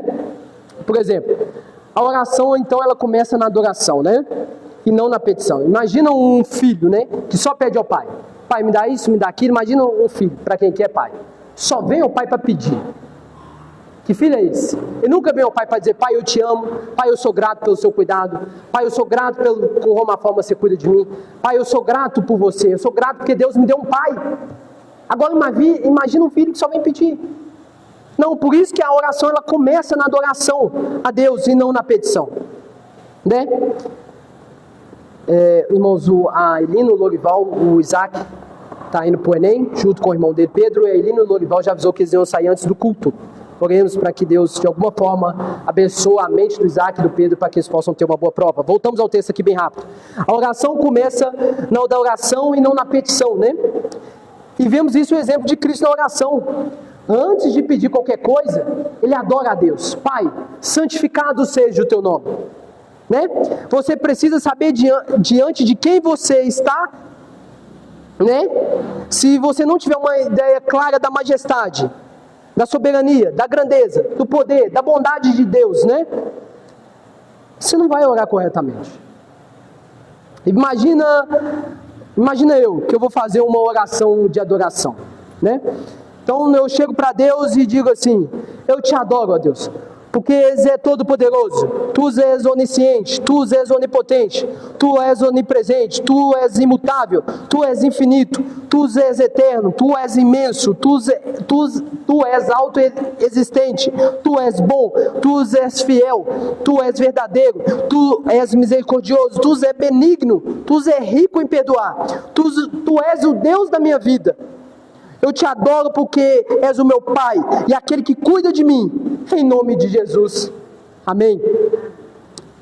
E aí logo depois eu digo: Deus, eu estou tão ansioso. Não faz sentido. Se Deus é tudo isso para você, nessa oração que eu acabei de fazer, se Deus é tudo isso para mim, não tem mais motivo para andar ansioso. Meu Pai é o que cuida de mim, é o Todo-Poderoso, né? Se eu confio nele desse jeito, não tem mais motivo para a gente dizer que está ansioso, se Deus é tudo isso para você. Por isso você tem que ter uma consciência clara de quem Deus é, né? Ou você retira a oração, ou você remove a ansiedade, orando desse jeito. Quando você entende quem Deus é, a grandeza de Deus e a majestade de Deus, não tem mais sentido você dizer que está ansioso. A ansiedade é exatamente a desconfiança de que Deus não é tão grande, ou não é tão bom para cuidar de você. Por isso que a ansiedade é pecado, é incredulidade. Em segundo lugar, Paulo diz que podemos apresentar a Ele as nossas necessidades quando oramos. A palavra, aí vem as petições, né? A palavra grega aqui para petição vem do grego deesis, né? Enfatiza o elemento da petição, que também é a súplica e oração. Devemos apresentar todas as nossas necessidades a Deus em nossa oração, em vez de ficar acumulando peso da ansiedade em nosso coração, de problemas. O próprio Jesus nos ensinou isso. Ele fala assim: pedi e dá-se-vos-á. Mateus 7:7. Tudo quanto perdides em meu nome, eu o farei. João 14:13. Tiago também escreveu: nada tendes porque não pedis. Então temos a segunda parte, o segundo remédio para a ansiedade, né? A segunda parte, a oração como remédio divino. A primeira parte, adorar a Deus, orar a Ele, adorando quem que Ele é. E agora as petições, né? Mas também saber pedir, né? Paulo diz em terceiro lugar aqui, dizemos que devemos agradecer a Deus quando oramos. Aí vem as ações de graça. Devemos olhar para o que Deus já fez por nós, para não ficarmos ansiosos. Salmo 116:7. Todavia, devemos agradecer também pelo que Deus ainda vai fazer. Deus, Ele desbarata os nossos inimigos quando nos voltamos para eles, para Deus com ações de graça. O próprio Paulo, quando plantou a igreja em Filipos, ele foi açoitado e preso. Mas não obstante essa dolorosa circunstância, ele agradeceu a Deus, cantando louvores na prisão. Vimos lá em Atos 16, verso 25. Quando o profeta Daniel, ele foi vítima de uma orquestração, os inimigos de Daniel orquestrou na Babilônia contra ele, longe de ficar ansioso, o que Daniel foi fazer? Ele orou a Deus com súplicas e ações de graça, nem fez pedido, né? Nem fez petições, e Daniel foi capaz, por causa disso, de passar a noite em perfeita paz com os leões, enquanto o rei em seus palácios não conseguiu dormir. Vemos aqui então a oração e súplica. Apresentar a Deus as nossas adorações, adorar a Deus, e também apresentar nossas necessidades específicas e sinceras a Deus. E as ações de graça, o crente nunca deve orar sem gratidão. A gratidão é o reconhecimento de que Deus já nos deu o seu maior dom, que é o seu Filho, né? E se Ele nos deu Cristo, Ele proverá todas as outras coisas de que necessitamos. Vemos isso em Romanos 8:32, vou ler aqui. Porque Ele nem mesmo deixou de entregar o próprio Filho, mas ofereceu por todos nós. Se Ele nos deu o seu Filho, será que não nos dará também todas as coisas? Dito tudo isso, irmãos, somente quem aplicar tudo isso conseguirá então ter o verso 7. Vamos ao verso 7. Aqui temos uma promessa de Deus: a paz como uma sentinela. E diz assim, verso 7, Filipenses 4: e a paz de Deus, que excede todo o entendimento, guardará o vosso coração e a vossa mente, em Cristo Jesus. Aqui a resposta à oração não é apenas a solução imediata do problema, mas é a concessão, é o consentimento, é a ação da paz de Deus, que vem do grego eirene. Essa paz, ela também é sobrenatural, ela excede todo o entendimento. A paz com Deus é diferente da paz de Deus. A paz com Deus é aquela que é tratada em... Eu esqueci o verso agora, se eu não me engano, Romanos 1,32, se eu não me engano, que tendo... Romanos, perdão, irmão, só um minuto, aqui voltando. Aqui é o texto. A paz de Deus, Romanos... capítulo 5, versículo 1 ao 2 diz: tendo sido, pois, justificados pela fé, temos paz com Deus por nosso Senhor Jesus Cristo. Essa paz com Deus, ela foi pela obra de Cristo na cruz, a dupla imputação. Nossos pecados são imputados em Cristo e a justiça de Cristo é imputada em nós. Nós temos paz com Deus. Antes nós era inimigo, agora nós somos amigo. Essa é a paz com Deus, né? Mediante o Cristo Jesus, que é o mediador. Mediador, qual que é a função do mediador? Reconciliar as partes que antes não estavam unidas, né? E Cristo fez isso. Isso é a paz com Deus. O que é a paz de Deus? A paz de Deus, ela vai ser aqui como um sentinela, né? Uma promessa. Guardará aqui. Ela vem do grego militar, do verbo militar, né? Essa paz, ela é sobrenatural, ela excede todo entendimento. É uma tranquilidade que não faz sentido lógico para quem observar de forma externa. As pessoas vão ver você com a paz de Deus, vão ver e falar assim: esse irmão, ele tem paz. Que paz é essa? Não vão conseguir compreender, né? Está tudo acontecendo, tanta provação, tanta luta para essa mulher, para esse homem de Deus, e ele tem essa paz. Porque essa paz de Deus, ela é um sentinela, ela vai guardar a mente do cristão, né? Pela oração, a paz de Deus, ela vai ocupar o lugar que antes a ansiedade tomava conta. A oração, ela vai aquietar o nosso interior e muda o mundo ao nosso redor. Por meio dela, nos elevamos a Deus e trazemos o céu na terra. A ansiedade é um pensamento errado e um sentimento errado. Por isso a paz de Deus, ela guarda a mente e o coração. O mesmo coração que antes estava cheio de ansiedade, pela oração agora está cheio de paz.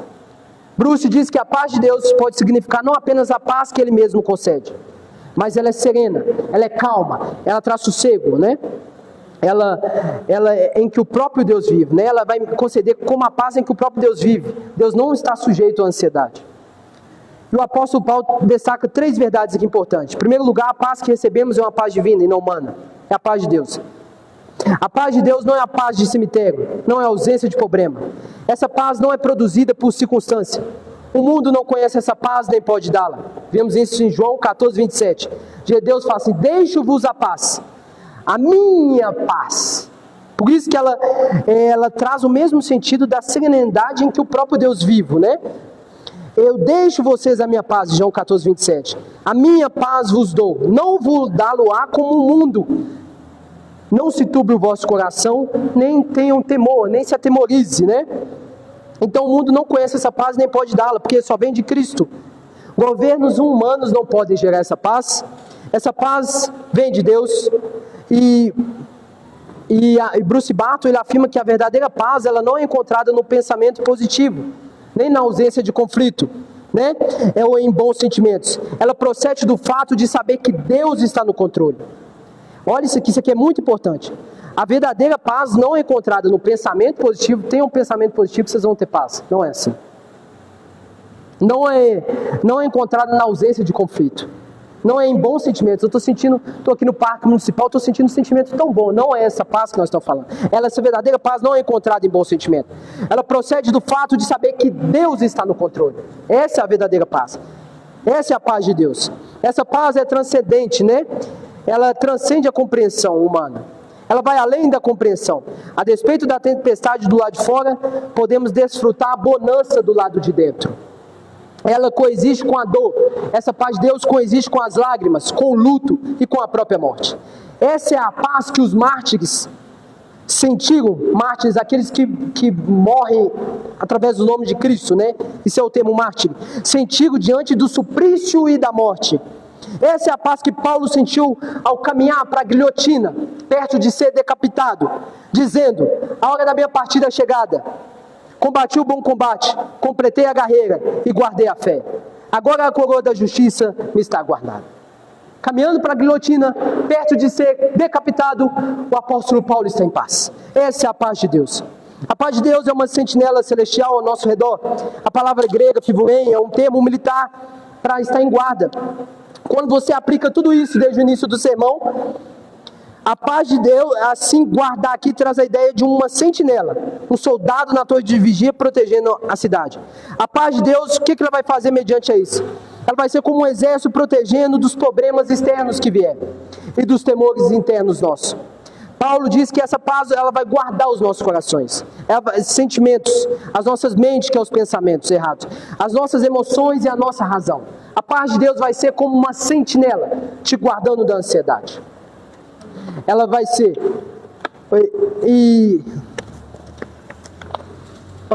William Hendricks, comentando esse texto, ele descreve: os filipenses estavam acostumados ali a ver sentinelas romanas montando guarda, vigiando eles.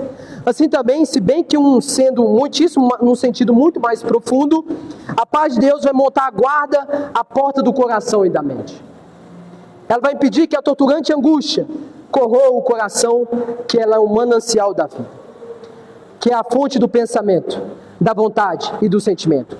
O homem de fé e oração, ele tem se refugiado naquela inexpugnável cidadela, da qual ninguém jamais poderá arrancá-lo, e o nome dessa fortaleza é Jesus Cristo. A paz de Deus é uma guarda que se posta em nosso coração, o centro da vontade e emoções, e em nossa mente, que é o centro do pensamento, defende-nos dos ataques da ansiedade e do medo, tanto em nossa mente como no nosso coração. E essa condição, essa paz é garantida apenas em quem? Em Cristo Jesus. Por meio da nossa união com Ele. Ele conquistou a paz eterna na cruz. Isaías vai dizer que o castigo que hoje nos traz a paz estava sobre Ele. E pelas suas pisaduras nós somos sarados, né? E essa necessidade de paz e o remédio da oração só tem significado por causa do Evangelho. Agora aqui um resumo do Evangelho. O pecado, a ansiedade, a contenda, a incredulidade são frutos do nosso pecado. O ser humano, desde a queda, vemos em Gênesis 3:15, 3:10, teme e se esconde de Deus, tentando controlar o seu próprio destino. Nossa desunião é o reflexo da nossa soberba. Nossa ansiedade é o reflexo da nossa incredulidade. O pecado nos separou da fonte dessa paz. Sobre o pecado recai o justo juízo de Deus. A inquietação e o terror que sentimos na alma são um vislumbre da ira vindoura contra toda a impiedade. Se Deus não poupou o pecado, Ele não vai poupar o pecador que rejeita a sua provisão. Graça, temos aqui também a graça de Deus interveio. A única razão pela qual podemos ter a paz de Deus, como diz aqui em Filipenses 4:7, é porque o Deus da paz, de Filipenses 4:9, nos ofereceu a paz com Deus. Jesus Cristo, o Filho de Deus, viveu em perfeita obediência e em perfeita paz. Ele carregou o nosso pecado de incredulidade e o nosso merecido juízo na cruz. Ao crermos nele, mediante a fé que Ele mesmo dá, aí vem a pergunta: por que a fé não vem de mim, Daniel? Por que essa fé não vem de mim?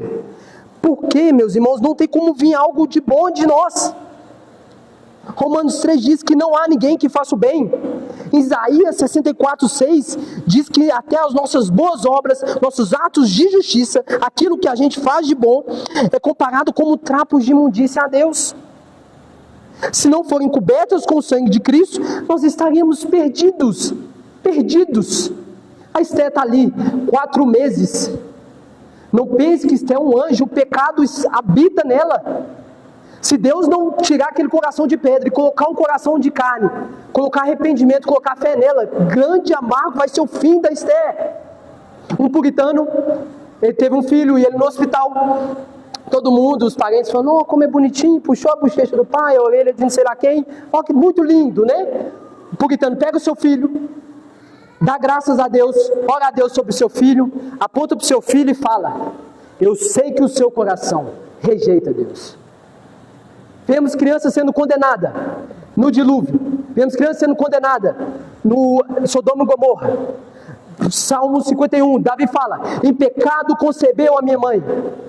Se não for a obra de Deus, atuando na Esther, de 4 meses, arrancando esse coração de pedra, produzindo verdadeiro arrependimento, quão amargo vai ser o fim da Esther? É Cristo, meu filho, é Cristo. É a Ele que nos agarramos, é as obras dEle, é o sacrifício dEle, é a beleza dEle, é o amor dEle, é a fé dEle, somente por Ele. É o que Ele fez em nosso lugar, é que somos justificados e recebemos a paz, sendo reconciliados com o Pai. O Espírito Santo é o penhor dessa paz. Nada trazem em minhas mãos, é o cristão dizendo, é na cruz de Cristo que eu me apego. Você não tem nada para trazer em suas mãos, é a cruz de Cristo, né? Para finalizar, a gente começou um pouco tarde, peço desculpa aos irmãos, e aí mediante a isso, temos agora como ocupar nossa mente. O apóstolo diz assim, finalmente irmãos, versículo 8, tudo que é verdadeiro, tudo que é respeitável, tudo que é justo, tudo que é puro, tudo que é amável, tudo que é de boa fama, se alguma virtude há, e se algum louvor existe, seja isso que ocupe o vosso pensamento. No que você anda ocupando a sua mente ultimamente, durante a semana? Pensamentos errados levam a comportamento errados. E comportamento errado leva a sentimento errado. Por isso, devemos levar todo o nosso pensamento a cativo, a obediência a Deus. A obediência a Cristo, né? E as nossas maiores batalhas são travadas no campo da mente. Nessa trincheira, a guerra é ganha ou perdida. E o homem é aquilo que ele pensa. Precisamos fechar os portais da nossa mente para o que é vil e abrir as nossas janelas para o que é verdadeiro, justo e amável e de boa fama. Precisamos jogar para fora o sacrário da nossa mente, o que é elevado, e esvaziar todos os porões da nossa mente de tudo aquilo que é impróprio. Somos aqueles que registramos em nossa mente. Do que a gente ocupa a nossa mente durante a semana? É de redes sociais? É de televisões 24 horas? De conversa fiada? Do que ocupamos a nossa mente? Do que você ocupar a sua mente durante a semana, vai residir ou a paz de Deus, ou a ansiedade. Se arquivarmos em nossas mentes coisas boas, de lá tiraremos tesouros preciosos. Mas se tudo que depositamos são coisas malsãs, não podemos tirar dela o que é proveitoso. Você não pode colher figos de espinheiros. A paz, ela é sustentada aqui pela uma disciplina mental. Você precisa disciplinar a sua mente durante a semana. A ansiedade se alimenta de pensamentos falsos, impuros e destrutivos. O crente é chamado a engajar-se ativamente na guerra santa contra a mente carnal. E vimos isso em 2 Coríntios 10:5. Aqui também é uma exortação também à santificação. A lista de Paulo é uma lista de virtudes que refletem também o caráter de Cristo. Devemos nos concentrar ativamente, meditar, refletir, pensar sobre as coisas de cima. Não podemos permitir que o lixo da cultura e o medo da carne dominem a nossa mente, pois somos templos também do Espírito Santo. Versículo 9. A prática, aqui vemos a prática do Deus da paz. A prática aqui, irmãos. Agora vamos aplicar tudo isso na prática. Para finalizarmos, no versículo 9, o apóstolo diz assim: o que também aprendestes, e recebestes, e ouvistes, e vistes em mim. O apóstolo Paulo falando, isso praticai, e o Deus da paz será convosco. Paulo não somente ensina a teologia, mas ele também pratica essa teologia que ele está ensinando. A vida cristã não é apenas uma teoria, mas é uma prática, é uma imitação. Paulo diz, vocês me viram fazer isso, vocês me viram aplicar unidade, vocês me viram aplicar alegria, vocês me viram aplicar oração, vocês me viram aplicar o pensamento disciplinado, façam também. A fé bíblica exige ação e não uma mera contemplação. Temos uma promessa final. A prática constante dessas virtudes, elas são sustentadas pelo poder do Espírito. Por isso que ele traz a promessa final no versículo, né? E o Deus da paz será convosco. Não apenas a paz de Deus, mas a presença do próprio Deus da paz em nosso meio e em nossas vidas. Irmãos, a igreja na terra tem um alto edifício chamado de ser o espelho da igreja do céu. Se há contenda, como vimos em Evódia e Sintique, arrependa-se, busque a reconciliação o mais rápido possível e priorize o livro da vida sobre a sua própria teimosia. Se há ansiedade, ore, substitua a incredulidade da preocupação pela gratidão a Deus, através da petição, e confiando no Deus que não poupou seu próprio Filho. Se há impureza no pensamento, disciplina esse pensamento. Enche a sua mente com a palavra e o caráter de Cristo. E que o Deus da paz, que já nos deu a paz com Ele, por meio do sacrifício de Jesus Cristo, capacite-nos a viver em perfeita unidade, alegria e paz, para que o mundo veja um fiel reflexo do seu reino em nós. Que Deus nos ajude, vamos orar. Senhor Deus, nós te agradecemos, ó Deus, por essas riquíssimas direções, esses riquíssimos ensinamentos, através do apóstolo Paulo para a igreja de Filipenses, através do apóstolo Paulo para nós, como igreja. Ó Deus, nos livre de contenda, Pai, pois o Senhor abomina as contendas no meio de santos. Traga arrependimento se a gente tiver contenda. Traga nossa reconciliação, nos ajude, Pai, e que possamos priorizar o livro da vida, Senhor, sobre a nossa própria teimosia. Sem ansiedade em nós, Senhor Jesus, coloque em nós um prazer em orar ao Senhor, em meditar o Senhor, em adorar o Senhor. Nos ajude a substituir a incredulidade da nossa preocupação pela gratidão, Senhor Jesus, e pela petição, confiando que o Senhor, Deus, não poupou o seu próprio Filho em nos dar. Senhor Jesus, o Senhor vai nos cuidar de todas as outras coisas. Em nossos pensamentos, Pai, nos ajude a disciplinar nossa mente, ocupando a mente com as coisas do alto, com a palavra, com o caráter de Cristo.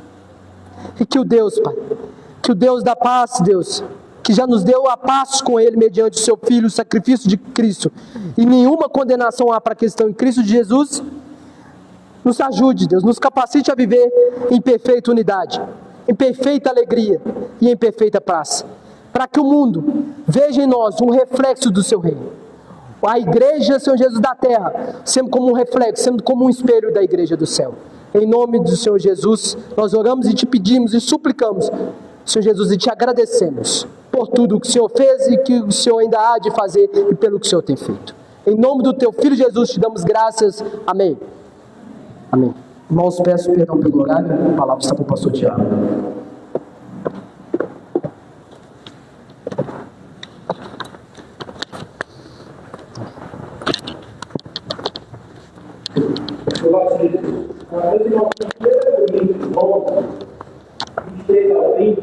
Na qual ele diz assim: eu recebi do Senhor também do Senhor Jesus na noite do cair, quando o pão tinha dado graça, isso é o meu corpo que é dado por vós. Fazer isso em memória de mim. Por semelhantemente, modo, depois de haver ceado, tomou também o cálice, dizendo: este cálice é a nova aliança no meu sangue. Fazer isso todas as vezes que o bebedes em memória de mim. Porque todas as vezes que comedes do pão e bebedes do cálice, anunciais a morte do Senhor até que Ele venha. Por isso, aquele que comeu o pão e bebeu o cálice do Senhor dignamente será réu do corpo e do sangue de Cristo. Examine-se, pois, o homem a si mesmo, e assim como o pão e beba o cálice, pois quem come e bebe sem discernir o corpo, come e bebe juízo para si. Já ficou claro para nós que a ceia é muito mais do que um simples memorial. É uma pregação visível, isso já está claro para nós. E também é uma exortação uns aos outros, que nós nutrimos primeiramente a alegria do Cristo que se encarnou e morreu por nós e nos salva, e também nós nutrimos a esperança e o nosso desejo que Cristo venha, porque no céu nós não precisaremos ceiar mais, porque o Cordeiro já veio, na verdade, já nos resgatou e nós participaremos dessa boda eterna, desse deleite perfeito em Cristo. Que coincidentemente os irmãos estejam sensíveis, lembrando do que significa a ceia do Senhor, lembrando que é um ato sério, uma pregação visível, nutrindo esperança para que Cristo volte e também que os seus pecados foram considerados nesse Cristo. Lembre-se que este momento é reservado para aqueles que de forma pública expressaram a sua fé, a salvação que lhes foi acometido. Então, aquele que ainda não foi batizado não deve participar desse momento. Tá? Esse é um momento santo e separado para aqueles que fizeram isso de forma pública. E que os irmãos estejam atentos quando estiverem recebendo os elementos e nesse momento, enquanto os irmãos distribuem, lembre-se, confesse o seu pecado, lembre-se dos seus maus caminhos e tenha esperança e peça para que Cristo volte logo. Esse é o anseio da igreja, que Cristo volte logo. Os irmãos têm um minuto enquanto os irmãos estarão distribuindo os elementos da ceia.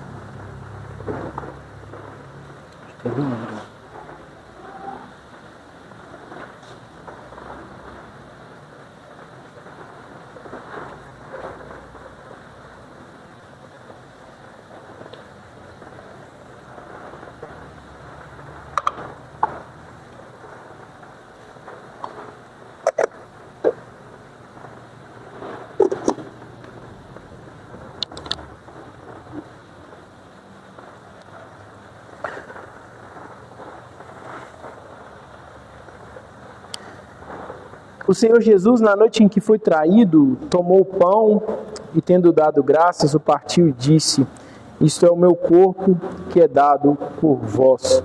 Fazei isso em memória de mim. Nós damos graças a Deus por esse corpo que foi partido, esse corpo de Cristo, esse castigo que estava sobre ele, que nos traz a paz e nos liberta, né? Então vamos dar graças a Deus.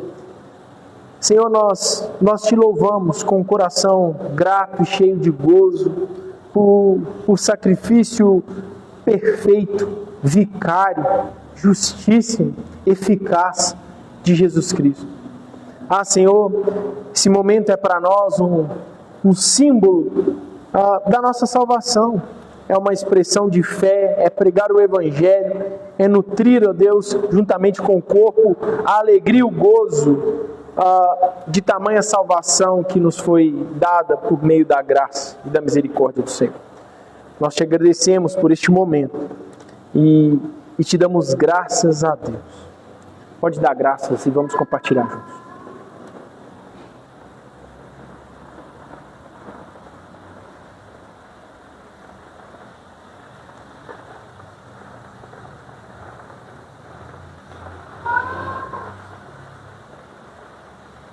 Por semelhante modo, depois de haver ceado, tomou também um cálice, dizendo: este cálice é a nova aliança no meu sangue. Fazei isso todas as vezes que o beberdes em memória de mim. A nova aliança é feita no sangue de Cristo. Esse sangue que nos une. Esse sangue que nos comprou de maneira perfeita. Esse sangue que nos levará ao céu. É o único caminho. É o próprio Cristo. Não somos nós, não é o nosso conhecimento, não é a nossa força, mas o selo dessa aliança é o próprio Cristo. Com fé nisso, vamos dar graças a Deus e vamos participar. Louvado seja o teu nome, Senhor. Nós te agradecemos.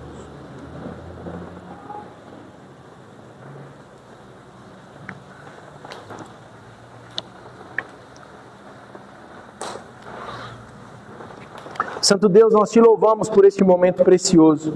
Nós te louvamos, ó Pai, porque quando nós vemos pecadores reunidos pecadores compartilhando do Evangelho, ceando, tomando o pão e o cálice. Nós vemos, ó Deus, o agir do Senhor no nosso meio. Nós vemos a graça do Senhor salvando homens e mulheres miseráveis do lamaçal de pecado.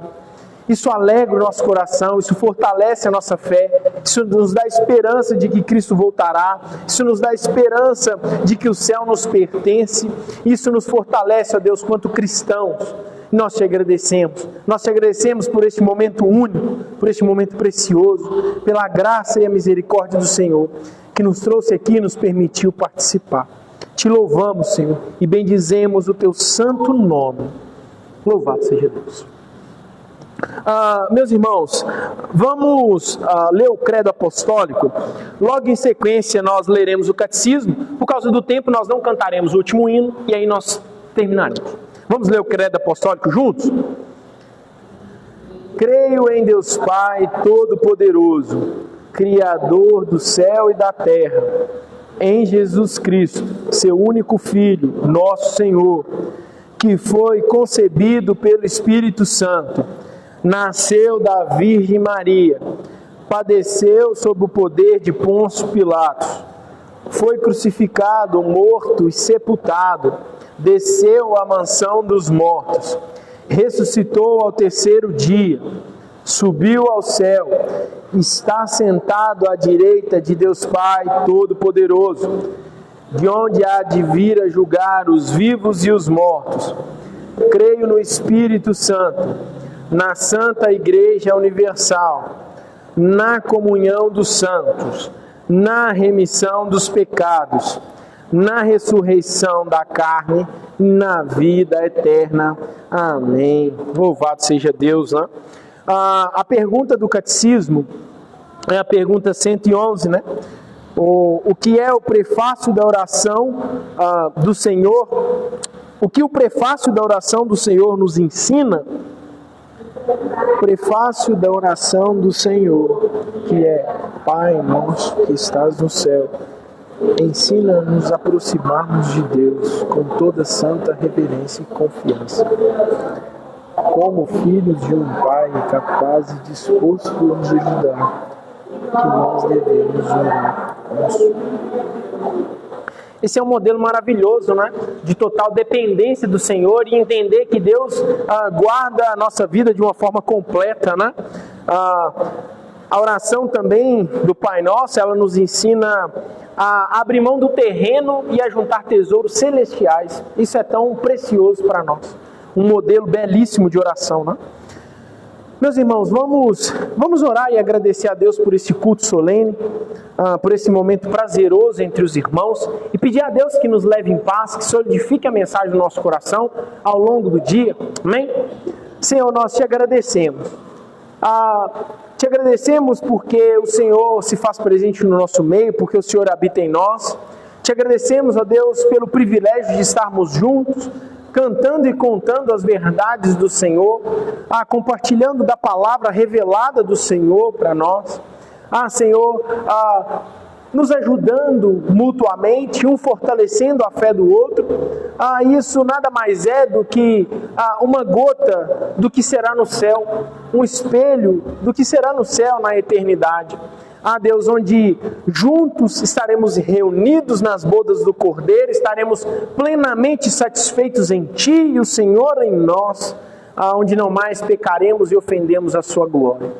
Que o Senhor abençoe a nossa volta para casa, que esse seja um dia, Deus, que nós venhamos reservar e dizimar o nosso tempo ao Senhor, lembrar e pensar nas coisas do alto, pensar na eternidade, lembrar do sermão, Deus, e assim descansar e saber que Jesus Cristo é o nosso perfeito e eterno descanso. Nos leve em paz, é o que nós te pedimos e te agradecemos em nome de Jesus.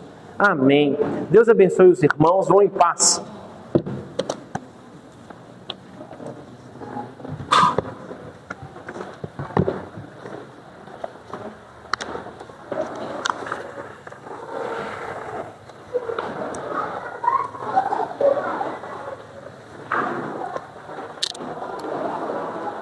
Aqui, meu amigo. Vamos aqui, ó.